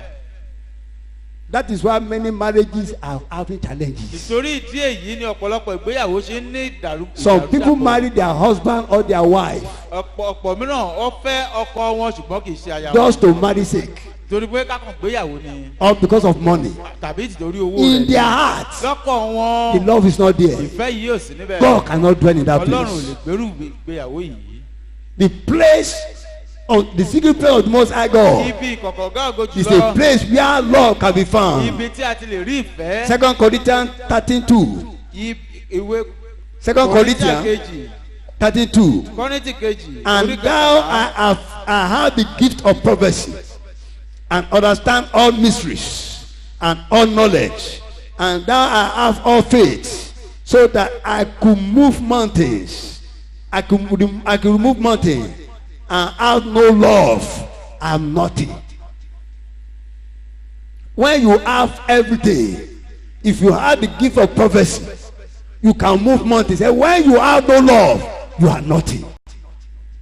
bí mo bá ní ẹ̀bùn ìsọtẹ́lẹ̀ tí mo sì ní òye gbogbo ohun ìjìnlẹ̀ àti gbogbo ìmọ̀ bí mo sì ní gbogbo ìgbàgbọ́ tó bẹ́ẹ̀ tí mo lè sí àwọn òkè ńlá sípò tí èmi kò sì ní ìfẹ́ èmi kò jẹ́ nǹkan. Love give way to unity. ìfẹ́ máa ń fi àyè gba ìrẹ̀wẹ̀. And where there is unity, níbi tí ìfọwọ́sowọ́pọ̀ bá there is wà peace. àlàáfíà sì ń wà. Where unity dwells, ibi tí there ìfọwọ́sowọ́pọ̀ answer bá to wà prayers. àìdáhùn àdúrà Where bá there is wà unity, níbi tí God is ìfọwọ́sowọ́pọ̀ bá there. wà Ọlọ́run wà níbẹ̀. Before the days of Pentecost, kó tó di ìgbà Bible says the disciples are together Pentecost táwọn ọmọ in one accord. ẹ̀yìn Jésù wà papọ̀ nínú ìṣọ̀kan. Hello? In one accord. ìṣọ̀kan. What does it mean? Kí ló In túmọ̀ sí? unity. nínú ìṣọ̀kan. And then suddenly, bíbélì ní lójijì. power of God fell from heaven. And they begin to speak in new wọ́n sì bẹ̀rẹ̀ tongues. sí sọ̀rọ̀ ní èdè tuntun. Whether we have anointing from heaven to earth, tí a bá ní ìfàmìróró látòkè dé ayé. if there is no tí ò love, bá sí ìfẹ́. God cannot dwell Ọlọ́run there. ò lè gún wá síbẹ̀. A secret place of the Most High God ibi ìkọ̀kọ̀ gáàgó jùlọ. is a place where love dwells. níbi tí ìfẹ́ It's bá a wà place ní. where love can be níbi found. tí ìfẹ́ tá ti lè rí ìfẹ́ ló It's a wà. place where love is ibi powerful. tí ìfẹ́ ti lágbára ńlá ni. If you are gathering together in this tí house, gbogbo wa bá ń gún àṣírí papọ̀. we don't love each bí a ò other, fẹ́ràn ara wa. God cannot move. Ọlọ́run ò lè ṣiṣẹ́ agbára. I'm sorry to tell you this. ó ṣe mí láàánú láti sọ fún That's why I yín. always said, if you know you don't trust me, tó bá mọ̀ pé o ò gbẹ́kẹ̀lé mi. you don't like me, o fi gbogbo ara tọ́ you mi. don't like my leaders, o fẹ́ gbogbo àwọn olùṣọ́ àwọn you don't like the workers, o fẹ́ àwọn òṣìṣẹ́ you don't like olúwa. anybody in the o church, fẹ́ràn ẹnikẹ́ni. stay in your house. lọlé rẹ. So you don't hinder the move of God and me. torí kò má lè fi ìwà yìí fi dènà You àdúrà don't àwọn hinder ènìyàn. the prayer of Kò others. má ṣe dènà àdúrà àwọn ènìyàn. It's good to have mega church. Ó dára láti ní àwọn ìjọ ńlá. God does not look mega church to move. Ọlọ́run ò kì í fi ìjọ ńlá alágbára fi ṣe. Power of God does not dwell not only where mega church Kì is. í ṣe bí àwọn ìjọ alágbára ńlá. God does not look on population. Ọlọ́run kì í wo bí a He ṣe look tó on the heart of people. Ọkàn àwọn ènìyàn ní ìjọ How they Ọlọ́run love gbogbo. themselves. Ọkàn àwọn ènìyàn How they have faith in Him. Bọ́ ṣe ní ìwà How they láyé live ló máa- right. bọ́ ṣe Then ní He will ìgbà abide in that tó place. Ọlọ́run yóò sì kú wá síbẹ̀. I'm telling you fact. Wọ́n sọ òtítọ́ àti òdodo fún yín. Fact. Òdodo. When there is love, Tí there is ìfẹ́ bá wà, God. Ọlọ́run wà níbẹ̀. When there is love, there is God. Tí ìfẹ́ bá wà, If there is a Ọlọ́run wà love in your home, níbẹ̀. Tí ìfẹ́ bá wà nílé God will rẹ, abide. Ọlọ́run yóò kún wá síbẹ̀. God will answer your Ọlọ́run prayer. yóò dáhùn àdúrà Your yín. home become a sticky place of the Most High God. Yóò wá dé When there is ọba love. lọ nígbà tí ìfẹ́ bá wà. I pray this morning. Mo gbàdúrà lónìí. The love of God will saturate your heart. Agbára àti ìfẹ́ Olódùmarè yóò Bàbá yìí- yí ká. I hate that man. I hate that Mi ò woman. fẹ́ràn arákùnrin You rẹ. just be struggling for nothing. Owó kan máa tiraka ni láì I'm rí telling you the àánú. fact. Mo ń sọ òtítọ́ fún yín. Like I say, go and watch that. Change my story to glory. Pé mo ti sọ fún yín lẹ́ẹ̀kan sí ẹ lọ wò ó yí ìtàn ayé mi Listen. padà sí ògo. Look at my face. Ẹ wò mí. Your prayer cannot bend the hand of God. Àdúrà rẹ kò lè yí ọwọ́ Ọlọ́run padà. Your prayer cannot change the desire of God. Àdúrà rẹ kò lè yí ọkàn It Ọlọ́run can't padà change the sí will ẹ. of God. Kò lè yí ìfẹ́ Ọlọ́run padà sí ayé But your rẹ. repentance, Ṣùgbọ́n ìjẹ́wọ́ ẹ̀ṣẹ̀ rẹ. Your repentance. Ìyípadà ọkàn rẹ. your repentance, Ìyípadà ọkàn rẹ it sí can rere. change the heart of Ó lè God. yí ọwọ́ Ọlọ́run padà láti yà ọ́ Go and lẹ́nu. check Bible Ẹ lọ wo Bíbélì where God said, "I changed my heart." níbi tí Ọlọ́run sọ pé mo yí ọkàn It mi was because of the padà repentance. láti torí ẹni yìí ó yí. When you repent, Nígbà tí o bá yí ọkàn if rẹ you know padà. you don't love your husband, tó bá yẹ kó o You don't love ọkọ your rẹ, wife. o fẹ́ràn aya Go and rẹ repent. lọ yí ìyípadà ọkàn. you see God begin to move your ó home. rí bí Ọlọ́run ṣe máa bẹ̀rẹ̀ láti máa ṣiṣẹ́ agbára nínú ayé rẹ. God was ministering to me just 3 weeks ago. Ọlọ́run bá àwọn bàbá wa sọ̀rọ̀ bí ọ̀sẹ̀ mẹ́ta sẹ́yìn. No, 3 days ago. bí ọjọ́ mẹ́ta sẹ́yìn. There's a family that's struggling. àwọn ìdílé kan wà tí wọ́n ń tiraka. And I've been asking God, I've been praying for, I don't know why I always pray for them. Mi ò mọ ìdí tí mo fi ń gbàdúrà fún wọn ní gbogbo And ìgbà. God spoke to me clearly. Ọlọ́run sì sọ fún mi The man is not right. pé ọkàn wọn ò mọ́. He's living fake life. pé ó ń gbé ìgbé ayé tí ò tọ́. And that is why Satan is now coming in, goes in, comes in. Nítorí Today they ẹ̀ have ni Sátánì breakthrough, fi ń wọlé, tomorrow is ló closed. jáde. Tomorrow they have breakthrough, tomorrow they ó close. ní àlùyọ lónìí ó There are ti ní many wàhálà. church, there are many homes like that. Ọ̀pọ̀lọpọ̀ ènìyàn ló Whether wà the báyà. wife or the husband, they are not right with Tó wọ́n themselves. gbé ìgbé ayé tó dára. Listen, Gbọ́ mi. you can't be cheating on your wife O ò lè máa yan arábìnrin rẹ or jẹ. cheating on your Tàbí husband kó máa yan arákùnrin rẹ jẹ. and you want God to abide Tó with wá fẹ́ you. kọ́ Ọlọ́run wà pẹ̀lú rẹ. God is not a fool. Ọlọ́run kì í ṣe òpè. He's not. Kì í ṣe òpè. You can hide your secret thing from O man, lè bo àṣírí rẹ fún but you cannot hide it from God Almighty. O fún Ọlọ́run. He know your secret. Ọlọ́run mọ àṣírí yìí. So most of the battle many people are passing Gbogbo through wàhálà àti ìdààmú tá à ń là kọjá yìí. is because they can't keep their body. Torí wọn ò lè bọ́ wọn ò If lè you cannot tọ́jú keep abẹ́ your wọn. body, Wọn ò lè tọ́jú abẹ́ You wọn. can't keep your O ò destiny. lè gbó ògo rẹ. You cannot keep your body. Tí o bá lè para You ẹ mọ́. lose your blessings. It's fact. Ògo rẹ ṣòfò ní. Don't waste your time in prayer. Má ṣe First go and repent. ṣe ìyípadà ọkàn Do náà. this right. Ṣe ohun You dáradára. know God will give you your Ó rí right. pé Ọlọ́run yóò ṣe ìyanu ńlá fún ayé rẹ. A place of love. Ibi ìfẹ́. I love my wife. I love my husband. Mo fẹ́ràn ara You love mi, your mo fẹ́ràn wife. aya You love mi. your husband. Mo fẹ́ràn You ọkọ have mi. somebody outside. O tún ní What kind of love is that? Irú ìfẹ́ wo lè yí?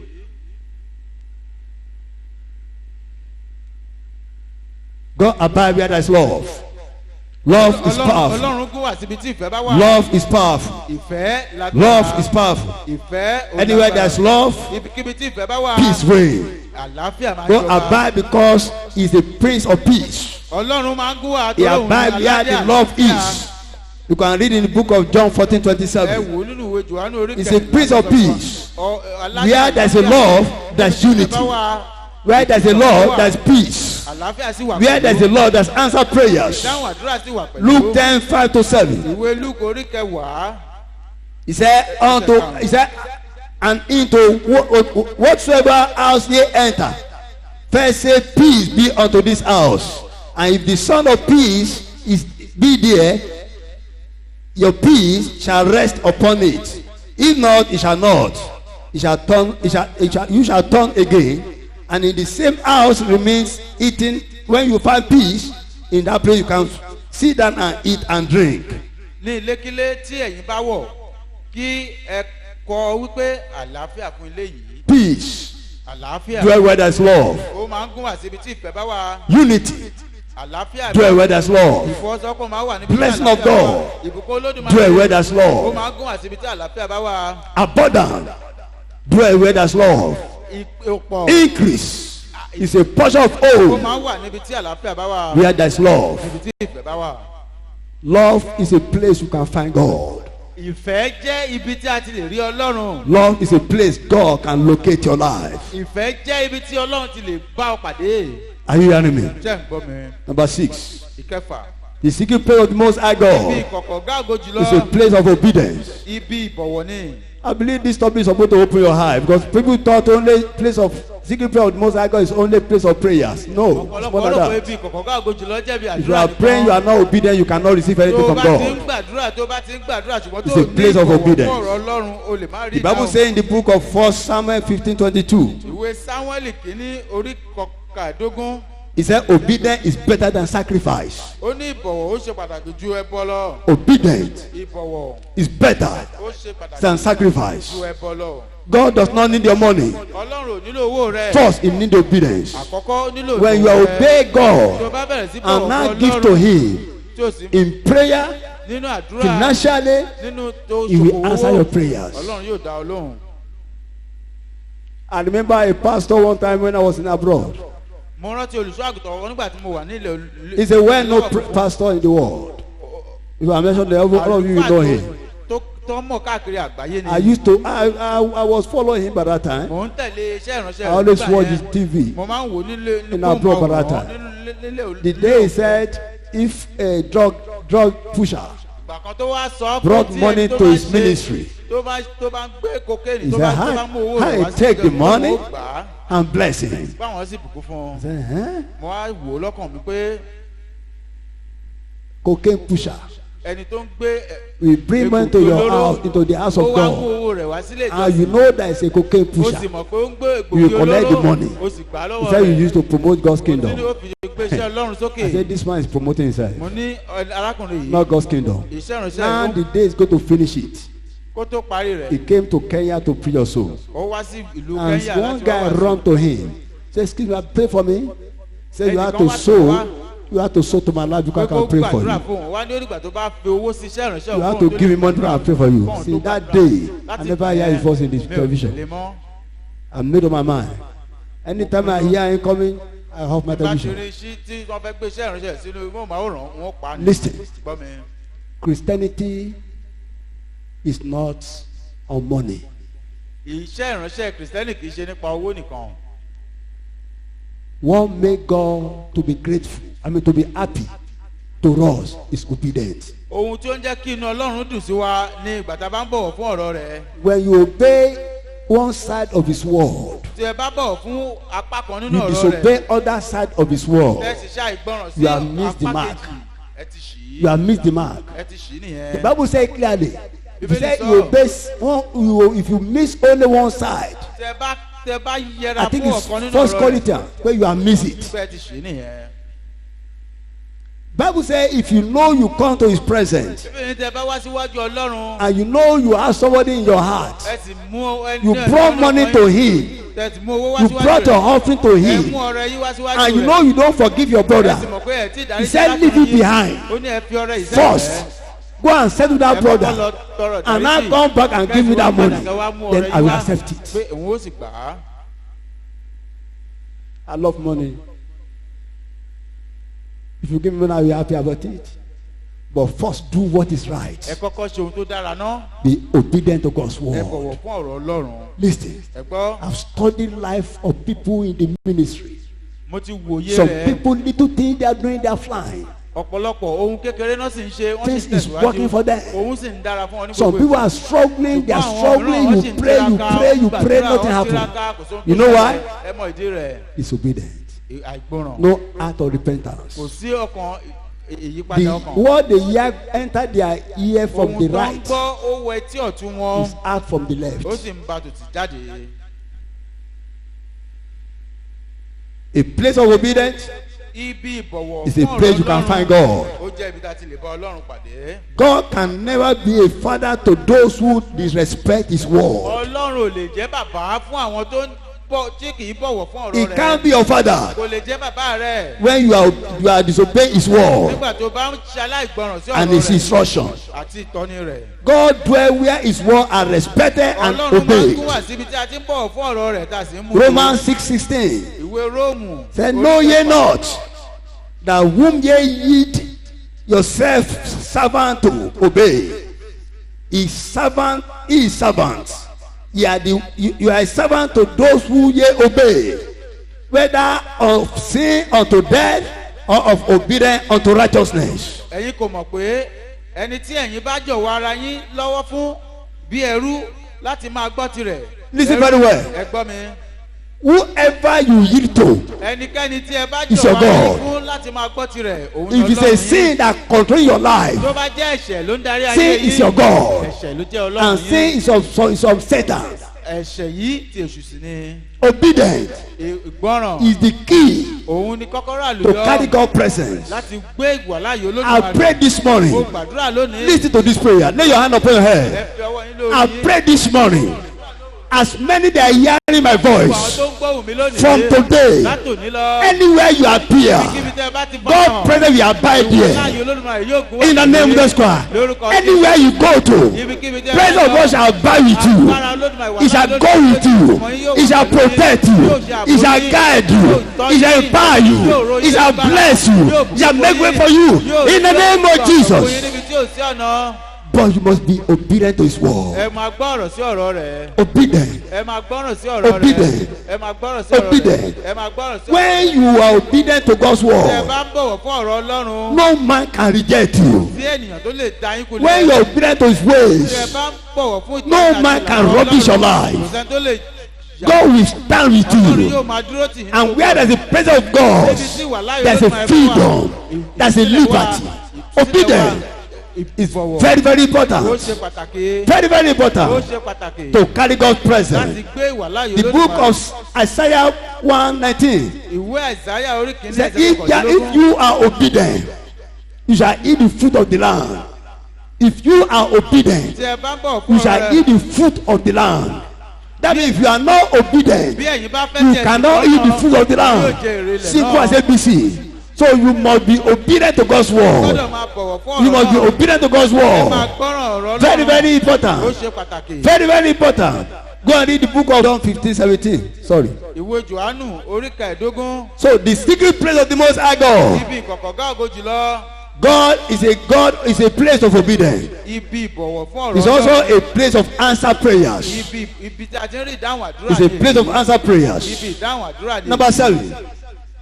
It is a place of holiness. ibi ìwà mímọ́ ni. The place of the secret place of the Most High ibi God. ìkọ̀kọ̀ gáàgó It's a jùlọ. place of ibi holiness. ìwà mímọ́ ni. That is, the secret place of the Most High ibi God ìkọ̀kọ̀ gáàgó is a jùlọ place yìí. of holiness. ibi ìwà mímọ́ ni. Our God is an holy God. Ọlọ́run wa Ọlọ́run mímọ́ ni. 1 Peter 1:16. ìwé Pétérù He said, orí "Be holy, kẹrìndínlógún. for I am ó ní holy. ẹ jẹ́ mímọ́ torí èmi. Be holy, ẹ jẹ́ mímọ́ for I am holy. torí Ọlọ́run jẹ́ mímọ́. Be holy, ẹ jẹ́ mímọ́ for I am torí holy." èmi jẹ́ mímọ́. Our God is an holy God. Ọlọ́run wa jẹ́ Ọlọ́run Anything mímọ́. unholy, ẹni ohunkóhun tí ó jẹ́ cannot stand in his presence. kò lè dúró níwájú rẹ̀. not single holiness, unholiness, can stand in his presence. ìwà kò lè dúró síwájú Ọlọ́run. Whether you like it or not, bí o fẹ́ bí o kọ̀. you must choose to live holy. o gbọ́dọ̀ pinnu to láti be in máa his gbé presence. ìwà mímọ́. Isaiah láti 59:1-4. ìwé Àìsáyà He tó said, kà. "Behold, the Lord's hand is not shortened, ọwọ́ Ọlọ́run kò kúrú that I cannot save, láti gbani. neither is ear heavy, etí rẹ̀ kò sí that I cannot hear. láti gbọ́. But your iniquities have separated ṣùgbọ́n ẹ̀ṣẹ̀ you wa between you and your God, and your sin have hid his face from you. You will not hear. For your hand are divided with blood, and your fingers with iniquities. Your lips spoken lies. Your tongues as muttered perverseness. Not call for justice, nor any pleader for truth. They trust in vanity and speak lies. They conceive mischief and bring forth iniquities. Kíyèsí, ọwọ́ Olúwa kò kúrú láti gbani, bẹ́ẹ̀ ni etí rẹ̀ kò wúwo tí yóò fi gbọ́, ṣùgbọ́n àìṣedéédé yín lé ó yà yín kúrò lọ́dọ̀ Ọlọ́run yín, àti ẹ̀ṣẹ̀ yín lé ó pa ojú rẹ̀ mọ́ kúrò lọ́dọ̀ yín tí òun kò fi gbọ́. Nítorí ọwọ́ yín di aláìmọ́ fún ẹ̀jẹ̀, àti ìka yín fún àìṣedéédé. Ètè yín ń sọ èké, ahọ́n yín sì ń sọ ibi jáde. Listen very well. Ẹ gbọ́. What causes problem in the world we live today? Kí ló di ohun tó ń fa wàhálà àti ìdààmú ayé tá a wà lónìí? Àìgbọràn ni. Disobedience for Adam and Eve. Àìgbọràn láti ọ̀dọ̀ Ádámù àti Éfà They ni. disobey God. Wọ́n ṣe Go aláìgbọràn and sí read the book of Ọlọ́run. Genesis Ẹ lọ wo 1:19. ìwé Genesis orí kìíní. Adam sinned. Ádámù ó ṣẹ̀ sí Ọlọ́run. Both of them sinned to God. Àwọn méjèèjì wọ́n ṣẹ̀ sí And Ọlọ́run since ni. that day, Láti ìgbà yìí wá, battle enter the life wàhálà of human tó being. kún ó wọ ayé ènìyàn But wá. God in His grace, Ṣùgbọ́n nínú àánú Ọlọ́run, He sent down second Adam, Ọlọ́run wá rán Ádámù kejì wá. our Lord Jesus Jésù Christ, Kristi Olúwa wa. to set us free. Láti tú wa So you sílẹ̀. don't need to walk in disobedience again. O gbọ́dọ̀ máa tẹ̀síwájú nínú àìgbọràn mọ́. If you want to enjoy goodness of Tó o bá God, fẹ́ rí ojú rere Ọlọ́run, presence of God, ìwàláàyè Ọlọ́run, power of God, agbára you Ọlọ́run, must live an o obedient to gbọ́dọ̀ máa God's gbé word. ayé tó ń gbọ́ràn sí ọ̀rọ̀ Ọlọ́run. When you buy good new thing, Tí wọ́n bá ra ohun tuntun tó dára, let's say you buy amplifier, ká lè ra ohun tó ń gbóhùn anything you sáfẹ́fẹ́ buy that is new. tó tuntun. I'm not talking about Tokumbo. Mi ò sọ nípa ètò They ti lè always tẹ́lẹ̀ put rí. instruction. Wọ́n á fi If you pélébé don't ìwé follow sílẹ̀ that instruction, tó máa ń tọ́ni bá ṣe you lò ó. cannot enjoy that Tí instrument o bá wá perfectly. ka Am I pélébé speaking the tó tọ́ni truth? yìí, ò ní mọ bó But ṣe when you dáadáa. study the instruction, Ṣùgbọ́n tó bá wo it's ìtọ́ni tó wà easier nínú rẹ̀, to get the functions of those things. á rọrùn fún ọ láti mọ bó ṣe lè lò ó. That is how you walk with Bó God. ṣe ń ṣe pẹ̀lú Ọlọ́run nìyẹn. God has instruction for your Ọlọ́run ní blessings. ètò àti ìlànà fún He ayé has rẹ. instruction to your destiny. Ọlọ́run ní ètò àti ìlànà fún Where He òkú plans rẹ. to take you to, Ibi tí Ọlọ́run fẹ́ mú there's ọ an dé. instruction Ètò àti you ìlànà must wà follow. fún tó o gbọ́dọ̀ The tẹ̀lé. instruction of your life Ètò àti ìlànà as Ọlọ́run a fún ayé Christian rẹ gẹ́gẹ́ bí is Kristẹni. Bible. Òun ni Bíbélì. Let me tell you something. Jẹ́ n sọ òótọ́ fún Why ọ. Africa are crawling? Kí ló dé tí àwọn ilẹ̀ Why aláwọ̀ dúdú Nigeria is not moving forward? ń rákòrò? You know Tí why? àwọn aláwọ̀ funfun ń tẹ̀síwájú. We don't follow our constitution. A kì í fọ́lọ̀ ètò ìlànà ìlú wa ni. That's the secret of Nigeria. Àṣírí Nàìjíríà rèé. We are tired of our government. Hey, this. You know why? Àwọn aláṣẹ wa ti sú wa. We don't follow constitution. A kì í fọ́lọ̀ ètò àti ìlànà The day orílẹ̀-èdè. Nigeria made up their mind Ìjọ tí orílẹ̀-èdè Nàìjíríà bá ti to pinnu follow constitution, láti máa tẹ̀lé no ìlànà matter who you are, ìlú yìí, this country will ìlú change. yìí yóò yí padà sí dáradára.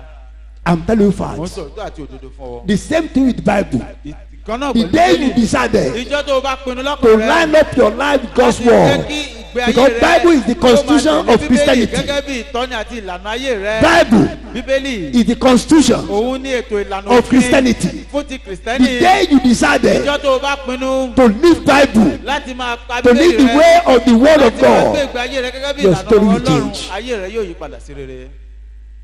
it's fact. Òtítọ́ rèé. I live in abroad. Mo gbé ní ìlú aláwọ̀ Many people funfun. want to run, they are running to abroad. Ọ̀pọ̀lọpọ̀ ló láwọn fẹ́ sá lọ sí ìlú aláwọ̀ Abroad is funfun. not different from us. Ìlú aláwọ̀ funfun kò yàtọ̀ sí ìlú Listen, aláwọ̀ dúdú. resources we have in Nigeria, Ohun àlùmọ́ọ́nì most of nations in abroad they didn't have it, Gbogbo àwọn tó ń gbé ìlú aláwọ̀ funfun but ọ̀ní. they follow their constitution. Ṣùgbọ́n wọ́n tẹ̀lé òfin àti ìlànà ìlú wọn. If you break constitution in abroad, Tó bá Whether you are a tako prime òfin minister, ìlànà ìlú whether you are a aláwọ̀ funfun, queen, o bá jẹ́ you ọba, pay the price. ó jèrè rẹ̀ o. I read the story of a Nigerian lady, Mo ka ìtàn arábìnrin ọmọ a Nàìjíríà kan Nigerian obìnrin lady born in America, born in England. ìlú Gẹ̀ẹ́sì. He have heart Ó ní ọkàn that he want to be the first black woman kóun fẹ́ jẹ́ aláwọ̀ dúdú to be obìnrin a prime minister tó máa jẹ́ olùdarí ìlú Gẹ̀ẹ́sì in a United Kingdom. ní ilẹ̀ aláwọ̀ funfun. And this lady had been working toward it. Ó sì ti ń lépa He went to the best school. Ó lọ sí ilé ẹ̀kọ́ tó dára jùlọ. He did law. Ó ṣe He was amòfin. practicing law. Ó ti ń ṣe amòfin rẹ̀. From there, he contested for the House of Reps. Ó sì díje fún And ipò he àṣẹ. entered. Ó sì wọlé. She was doing Ó perfectly. ṣe dáradára. carrying people along, ó sì ń gbé gbogbo àyàn tẹ̀lé targeting rẹ̀. to be the first ó toucher. fẹ́ di A black toucher. aláṣẹ A family orílẹ̀-èdè in Gẹ̀ẹ́sì England. aláwọ̀ dúdú àkọ́kọ́. But one day he drove a car. ṣùgbọ́n lọ́jọ́ kan ó wa mọ́tò In the rẹ̀. place they say it's 30 kilometers per hour. ibi tán ní ẹ máa wá So ọgbọ̀n he ìṣẹ́jú. she speed with 41 ó wá kilometers per rìn hour. pẹ̀lú ọ̀kànlélógójì 30 to 41. 30 àmì ọgbọ̀n sí And ọ̀kànlélógójì. camera catch up with him. With her. ayàwòrán sì gbé They bring it out wọ́n sì mú jáde that a MP didn't obey the traffic law. pé aláṣẹ orílẹ̀-èdè yìí And that lady went, kò bọ̀wọ̀ fún òfin he doesn't want to destroy her kò sì her fẹ́ career. She lied that it is her brother. pé It's her brother that drove the car on that day. arákùnrin rẹ̀ ló wa mọ́tò yìí You know lọ́jọ́ these yìí. people, they don't play with law. wọn ò fi òfin ṣeré nílùú They yìí. kept quiet with wọ́n it. dákẹ́. And now they investigated wọ́n wá that ṣe the brother àyẹ̀wò he rẹ̀. mentioned that day pé arákùnrin rẹ̀ tó was not in England on pé that ẹni day. tó dárúkọ yìí kò The sí brother was on nílùú yìí. holiday in Russia. ìyẹn kan Now he lied. ó ti parọ́. They brought him out. wọ́n They took him to court and he wọ́n fi lied. òfin mu jáde. They removed him from MP wọ́n yọ kúrò from House gẹ́gẹ́ of bí Rep aláṣẹ ní ìlú for yìí lying. torí pé ó kọ̀ parọ́. And now they say because he lied again wọ́n ní torí ó tún parọ́ yìí as a lawyer, gẹ́gẹ́ bí he was not amòfin, obeying the law of the land. kò bọ̀wọ̀ fún He's òfin not ilẹ̀ entitled to be a lawyer, kò yẹ kó a jẹ́ liar, ẹni tó a breaker parọ́ of the rules. tó tún lu òfin. They remove his certificate from his wọ́n from her hand. gba ìwé ẹ̀rí rẹ̀ gẹ́gẹ́ bí amòfin.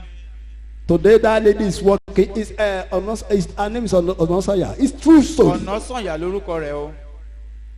A qualified lawyer ẹni tó jẹ́ amòfin Former tó kàwé MP. gboyè tó tún jẹ́ aláṣẹ today is working in Gẹ̀ẹ́sì. fabric. ó wá ń ṣiṣẹ́ iṣẹ́ Where they are aláìmọ̀ṣẹ́ making soap níbi tó ti ń ṣe ọṣẹ in England. ní ìlú If it's Nigeria, tó bá jẹ́ ìlú Nàìjíríà ni only he lie. ó kàn parọ́ péré. Lie. What does lie mean? kí ni rọ́jà Is he not our senator? ṣe bí aláṣẹ wa ní. Only they say he should drive 30. He drove 40. Is there anything wrong with that? ológójì ṣé That rọ́ọ̀nì is why yẹn. Nigeria is not going nǹkan anywhere. tí ìdí tí Nàìjíríà fi tẹ̀síwájú rèé. We are just shouting government. wọ́n pariwo We are the àwọn government. amòfin We are aláṣẹ. shouting Buhari. Wọ́n We pariwo ourselves are the Buhari, àwa problem. ń kọ́ àwa gan wàhálà wa.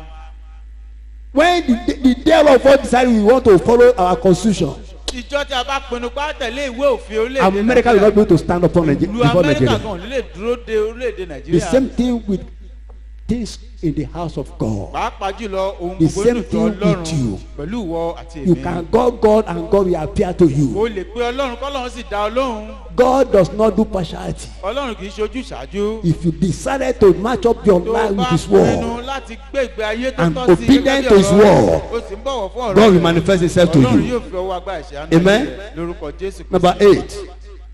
It is a place. Number 8 is a place of forgiveness. Ibi ìdáríjì ni. A place of forgiveness. Ibi ìdáríjì. The secret place of the Most High Ibi God ìkọ̀kọ̀ ọ̀gá ògo jùlọ. is a place of forgiveness. Ibi ìdáríjì ni. How many people you hold in your heart? ọ̀pọ̀ mélòó ló ti fi wọ́n sínú ọkàn rẹ. How many people you say you can never forgive? àwọn wo ló ti dì sínú tó lóò lè dáríjì I wọ́n. can never forgive that my mi sister. ò lè dáríjì arábìnrin yìí. If God had to look at your own sin, Ọlọ́run bá wo ẹ̀ṣẹ̀ tìrẹ you will not be alive. o ò ní lè wà láàyè. Are you perfect? ṣé o pé bí? You are not perfect. o ò pé. Am I perfect? ṣé mo pé? I'm not perfect. èmi ò pé. If you don't know how to forgive tí o others, bá mo bá a ṣe ń dáríjì ẹ. God cannot forgive you. Ọlọ́run ò lè dáríjì and ọ. when God cannot forgive you, tí Ọlọ́run ò bá your ṣe prayer dáríjì is ọ. hanged. àdúrà rẹ ó há. You can't find God o ò ní lè. where there is unforgiveness. o ò lè rí Ọlọ́run níbi. You cannot find God o ò lè rí Ọlọ́run. where you cannot when there is no tí o forgiveness. bá sì dáríjì inú ọkàn rẹ. Our God is a merciful God Ọlọ́run àánú ni. unto every human fún being. gbogbo ènìyàn. He is merciful to those who repent of their evil Ọlọ́run things. dáríjì àwọn tó pinnu láti yí ọkàn Therefore, padà we sí rere. also must forgive others. o sì gbọ́dọ̀ máa dáríjì If you want God to dwell, if you want to dwell in the secret place of the Most High pé God, níbi ìkọ̀kọ̀ ọ̀gá ògo you jùlọ. must let unforgiveness go out of your jẹ́ heart. kí àìdáríjì ní kókó Forgive ayé that rẹ. man. dáríjì arákùnrin Forgive yìí. that woman. dáríjì arábìnrin yìí. Forgive that children. dáríjì àwọn Then you ọmọ can yìí. find God. Jẹ́ kí kó Then lè God Ọlọ́run. can answer your Ọlọ́run lè prayers. dáhùn àdúrà. You must forgive. o gbọ́dọ̀ dáríjì. I know people that they cannot even forgive somebody that is even àwọn mìíràn wà tí wọn lè dáríjì àwọn tó ti dòkú. I one of my family issues. ọ̀kan nínú àwọn mọ̀lẹ́bí The mi husband and wife, they are fighting each other. ọkọ àti aya wọ́n dárí jìra wọn. And this woman developed hypertension. arábìnrin yìí ó wá ní ẹ̀jẹ̀ ríru. The children told me this, eh? àwọn ọmọ yìí wọ́n They sọ fún told me àwọn ọmọ this. rẹ̀ They sọ said fún they told their kótókó even doctor told their mother, pé àwọn "Hey, please, dókítà sọ fún ìyá your yìí high blood pressure is pé high. ẹ̀jẹ̀ rẹ̀ ń ru sókè jù. Seriously. ó pọ̀ Hey, jù. please forgive anyone that you dáríjì have put gbogbo in your àwọn tó ti heart. ṣẹ̀ tó fi sọ́kàn. Settle the case of your husband. dáríjì ọkọ rẹ̀. Come back ẹ together padà so you pọ̀. can live long." kọ́ ẹ lè ní ẹ̀mí The gígùn. man said, arábìnrin yìí wípé "I can never forgive kóhun her. ò sì Forgive him. dáríjì ọkùnrin yìí. When not of my, how do you say, not of my dead body also wọ́n say." ní títí tóun ó fi òkú òun ayò òun kò lè dáríjì. The third day, ọjọ́ kẹta she went to coma.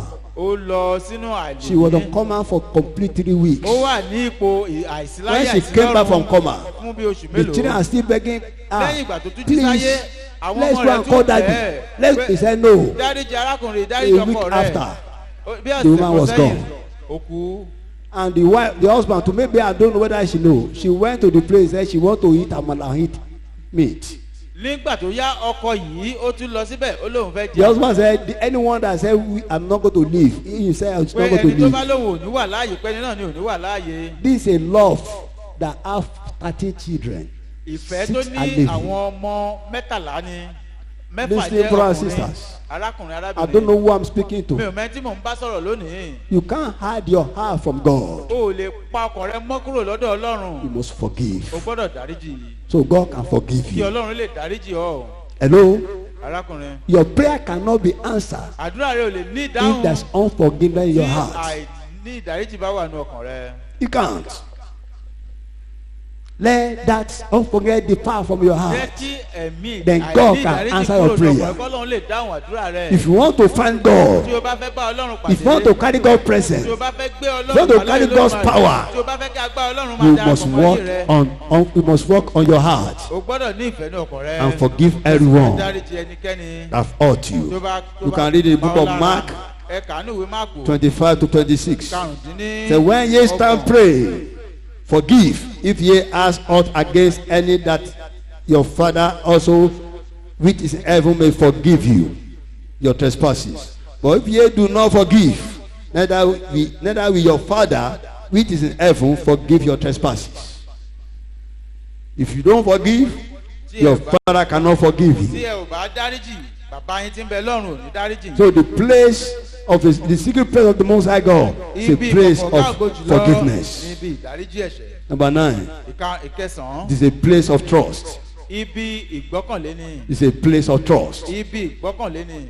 Listen, ẹ gbọ́ it is through trust nípa fífi ọkàn jì. that we can establish relationship with God ẹ lè ní ìbáṣepọ̀ pẹ̀lú and ọlọ́run. have fellowship with Him. ká sì ní Proverbs 3:5 ìwé said, "Trust in the Lord with all your heart, and lean not unto your own understanding.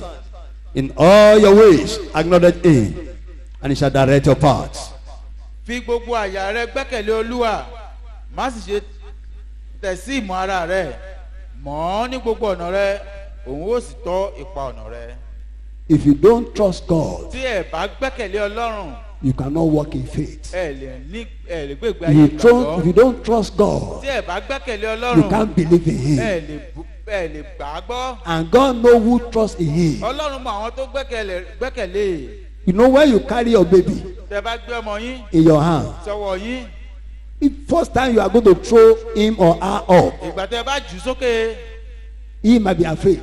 You ẹ̀rù know yóò bá that? ọmọ yìí. God has not trusted you as such. torí kò tí But if you have been gbẹ́kẹ̀lé doing ọlọ́run. it 3 times, 4 times, Tẹ jù that you sókè know lẹ́ẹ̀mejì, that lẹ́ẹ̀mẹ́ta tó ní pé òun jábọ́ sílẹ̀. you handle her or him well. ẹ tún gbé òun dáadáa. Anytime you want to throw him up again, bá fẹ́ you see sókè, him smiling. á kàn máa rẹ́rìn lókè ní. Because he knows ó mọ̀ wípé that this man, my father, pé will hold arákùnrin me. bàbá mi yìí yóò gbé òun. That is how God wants us to see him. bí ọlọ́run ṣe fẹ́ ká rí òun nìyí.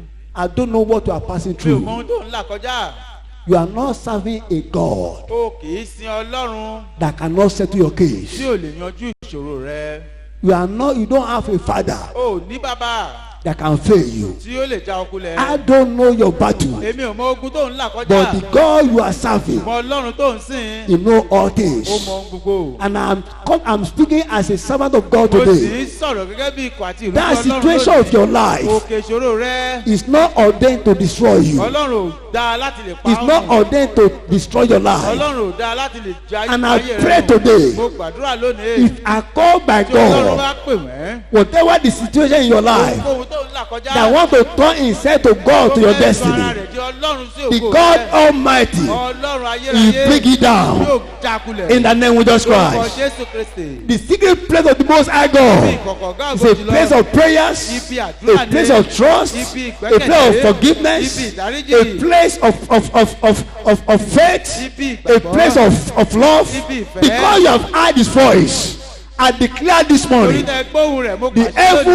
heaven of heaven ọ̀run àwọn shall ọ̀run speak to your life. yóò sọ òun rẹ̀ Breakthrough shall locate your destiny. Àlùyọ yóò jẹ́ tirẹ̀. In the name of Jesus Lórúkọ Christ, Jésù I Kristi. pray today. Mo Oh, gbàdúrà thank you, lónìí. Lord. Thank you, Lord.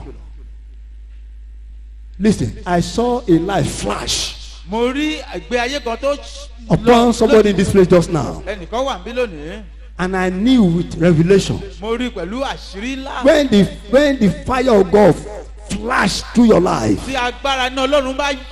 it bring purification to your Ó life. máa ń mú ìyípadà ọ̀tún It wá bring ayé change mi. to your Ó máa ń life. mú ìyípadà ọ̀tún wá sí I ayé mi. pray this Mo morning, gbàdúrà lónìí. your story will change. Àmín. Your story will change. Àmín. Your story will Ayé change. yìí ò yí padà. It does not matter where you are today. Kò dín dandan bí God o wà has more lónìí. greater things for you. That greater place, Ọlọ́run ní òun the ńlá. higher level that no human being can take you to. God shall begin to take you to the place. He shall take you to the place. He shall take you to the place. In the name of Jesus. I'm hearing salt. Mò ń gbọ́ Salt. iyọ̀. Nobody rejects salt. Kò sẹ́ni tó ń kọ iyọ̀. I declare, I decree, Mo pàṣẹ. your life shall be sweet. Ayé Your yìí going ò shall be dùn. sweet. Àmín. In the name of Jesus. Lórúkọ Jésù I Kristi. declare, I Mo decree, pàṣẹ. in your father's house, Ilé bàbá you rẹ. shall be somebody Ó important. di ẹni pàtàkì. In the name of Jesus. Lórúkọ Jésù Kristi. Anyone that say he want to see your hand Ẹnikẹ́ni tó lóun in fẹ́ lópin ayé disgrace, rẹ, Ọlọ́run yóò yí. in disgrace, in dishonor, if I call by God, they shall celebrate with you. Wọ́n yìn ọ́ They will celebrate with you. Amen. They will celebrate with you. In the name of Jesus, I command your heavens to be open upon your life. Heaven of blessings, heaven of greatness, heaven of testimony, heaven of abundance, heaven of healing, heaven of peace shall be open to your life. Shall be open to your life. Shall be open to your life. Shall be open to your life. Shall be open to your life. In the name of Jesus, I decree today, Pàṣẹ lónìí. by the decrees of heaven, Pàṣẹ you will òru. not serve your enemies. You will not serve your enemies. You will not serve sickness. You will not serve disease. You will not serve your enemies. You will not serve your enemies. Whatever that be standing as your enemy, whether sickness, whether disease, today I call that sickness. I call that disease. You will not serve disease. You will not serve enemy. Your household will not serve the enemy. In the name of Jesus. From today, Látòní lọ. anywhere your name is being mentioned, Ibikíbi tó bá ń you shall be dárúkọ rẹ, faithful. ó ra àánú gbà. You shall be faithful. Ó ra àánú gbà. You shall be faithful. Ó ra àánú gbà. You shall be faithful. Ó ra àánú gbà. You shall be faithful. Ó ra àánú gbà. Faithful is your portion. Faithful is your portion. Àánú jẹ́ Faithful is your portion. Ojú rere jẹ́ In the tirẹ̀. name of Jesus, the sun shall not smite you by day. Amen. Sun shall not smite you by day. The sun shall not smite you by day. Not the moon by night. In the name of Jesus. In the name of Jesus. The Lord is your helper. The Lord shall be your helper. He shall be the goings out. Shall be your coming in. In the name of Jesus. If you are here this morning, you never know testimony. I decree, I declare, by this coming next week, you shall have a testimony. You shall have a testimony. You shall have a testimony. Before this time on Sunday, this next week, you shall have a testimony. You shall testify of God's goodness, of God's greatness, of God's peace, of God's abundance, of God's promotion, of God's increase. In the name of Jesus. In the name of Jesus. Heaven shall celebrate you. Ọ̀run yóò ṣe fún mi. Man shall celebrate you. Àánú yóò ṣe fún mi. Woman shall celebrate Ọkùnrin you. obìnrin yóò ṣe fún mi. In the name of Jesus Christ.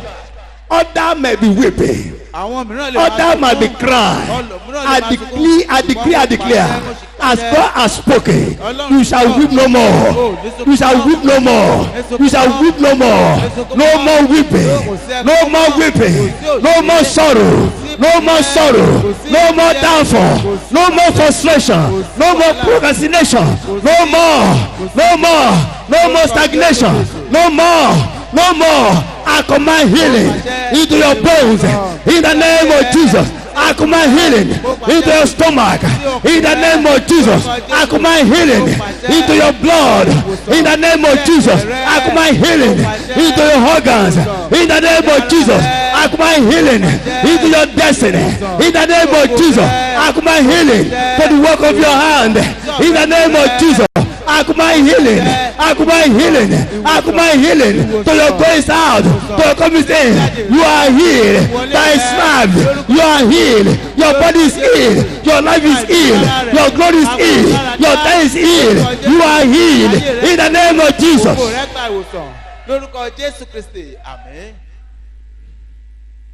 If I come by God, if I come by God, from today, heaven shall work for you. Angels shall work for you. Whatever you call shall answer you. Whatever you reject shall be far from you. In the name of Jesus. I don't know who this one is for. I want to walk around. This I speak to your leg. This your leg. It shall move you to where your presence is. It shall not move you astray. It shall not move you astray. Your leg shall not move to astray. It shall not move to destruction. It shall move to your blessings. It shall move to your greatness. It shall move to your success. It shall move to your abundance. So shall it be. Your leg shall work for your greatness. Your leg shall work for your goodness. You shall step into high places.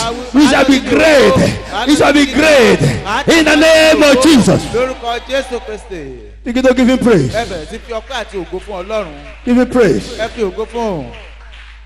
Give Him praise. Give Him praise. Give Him praise. Thank you, Lord.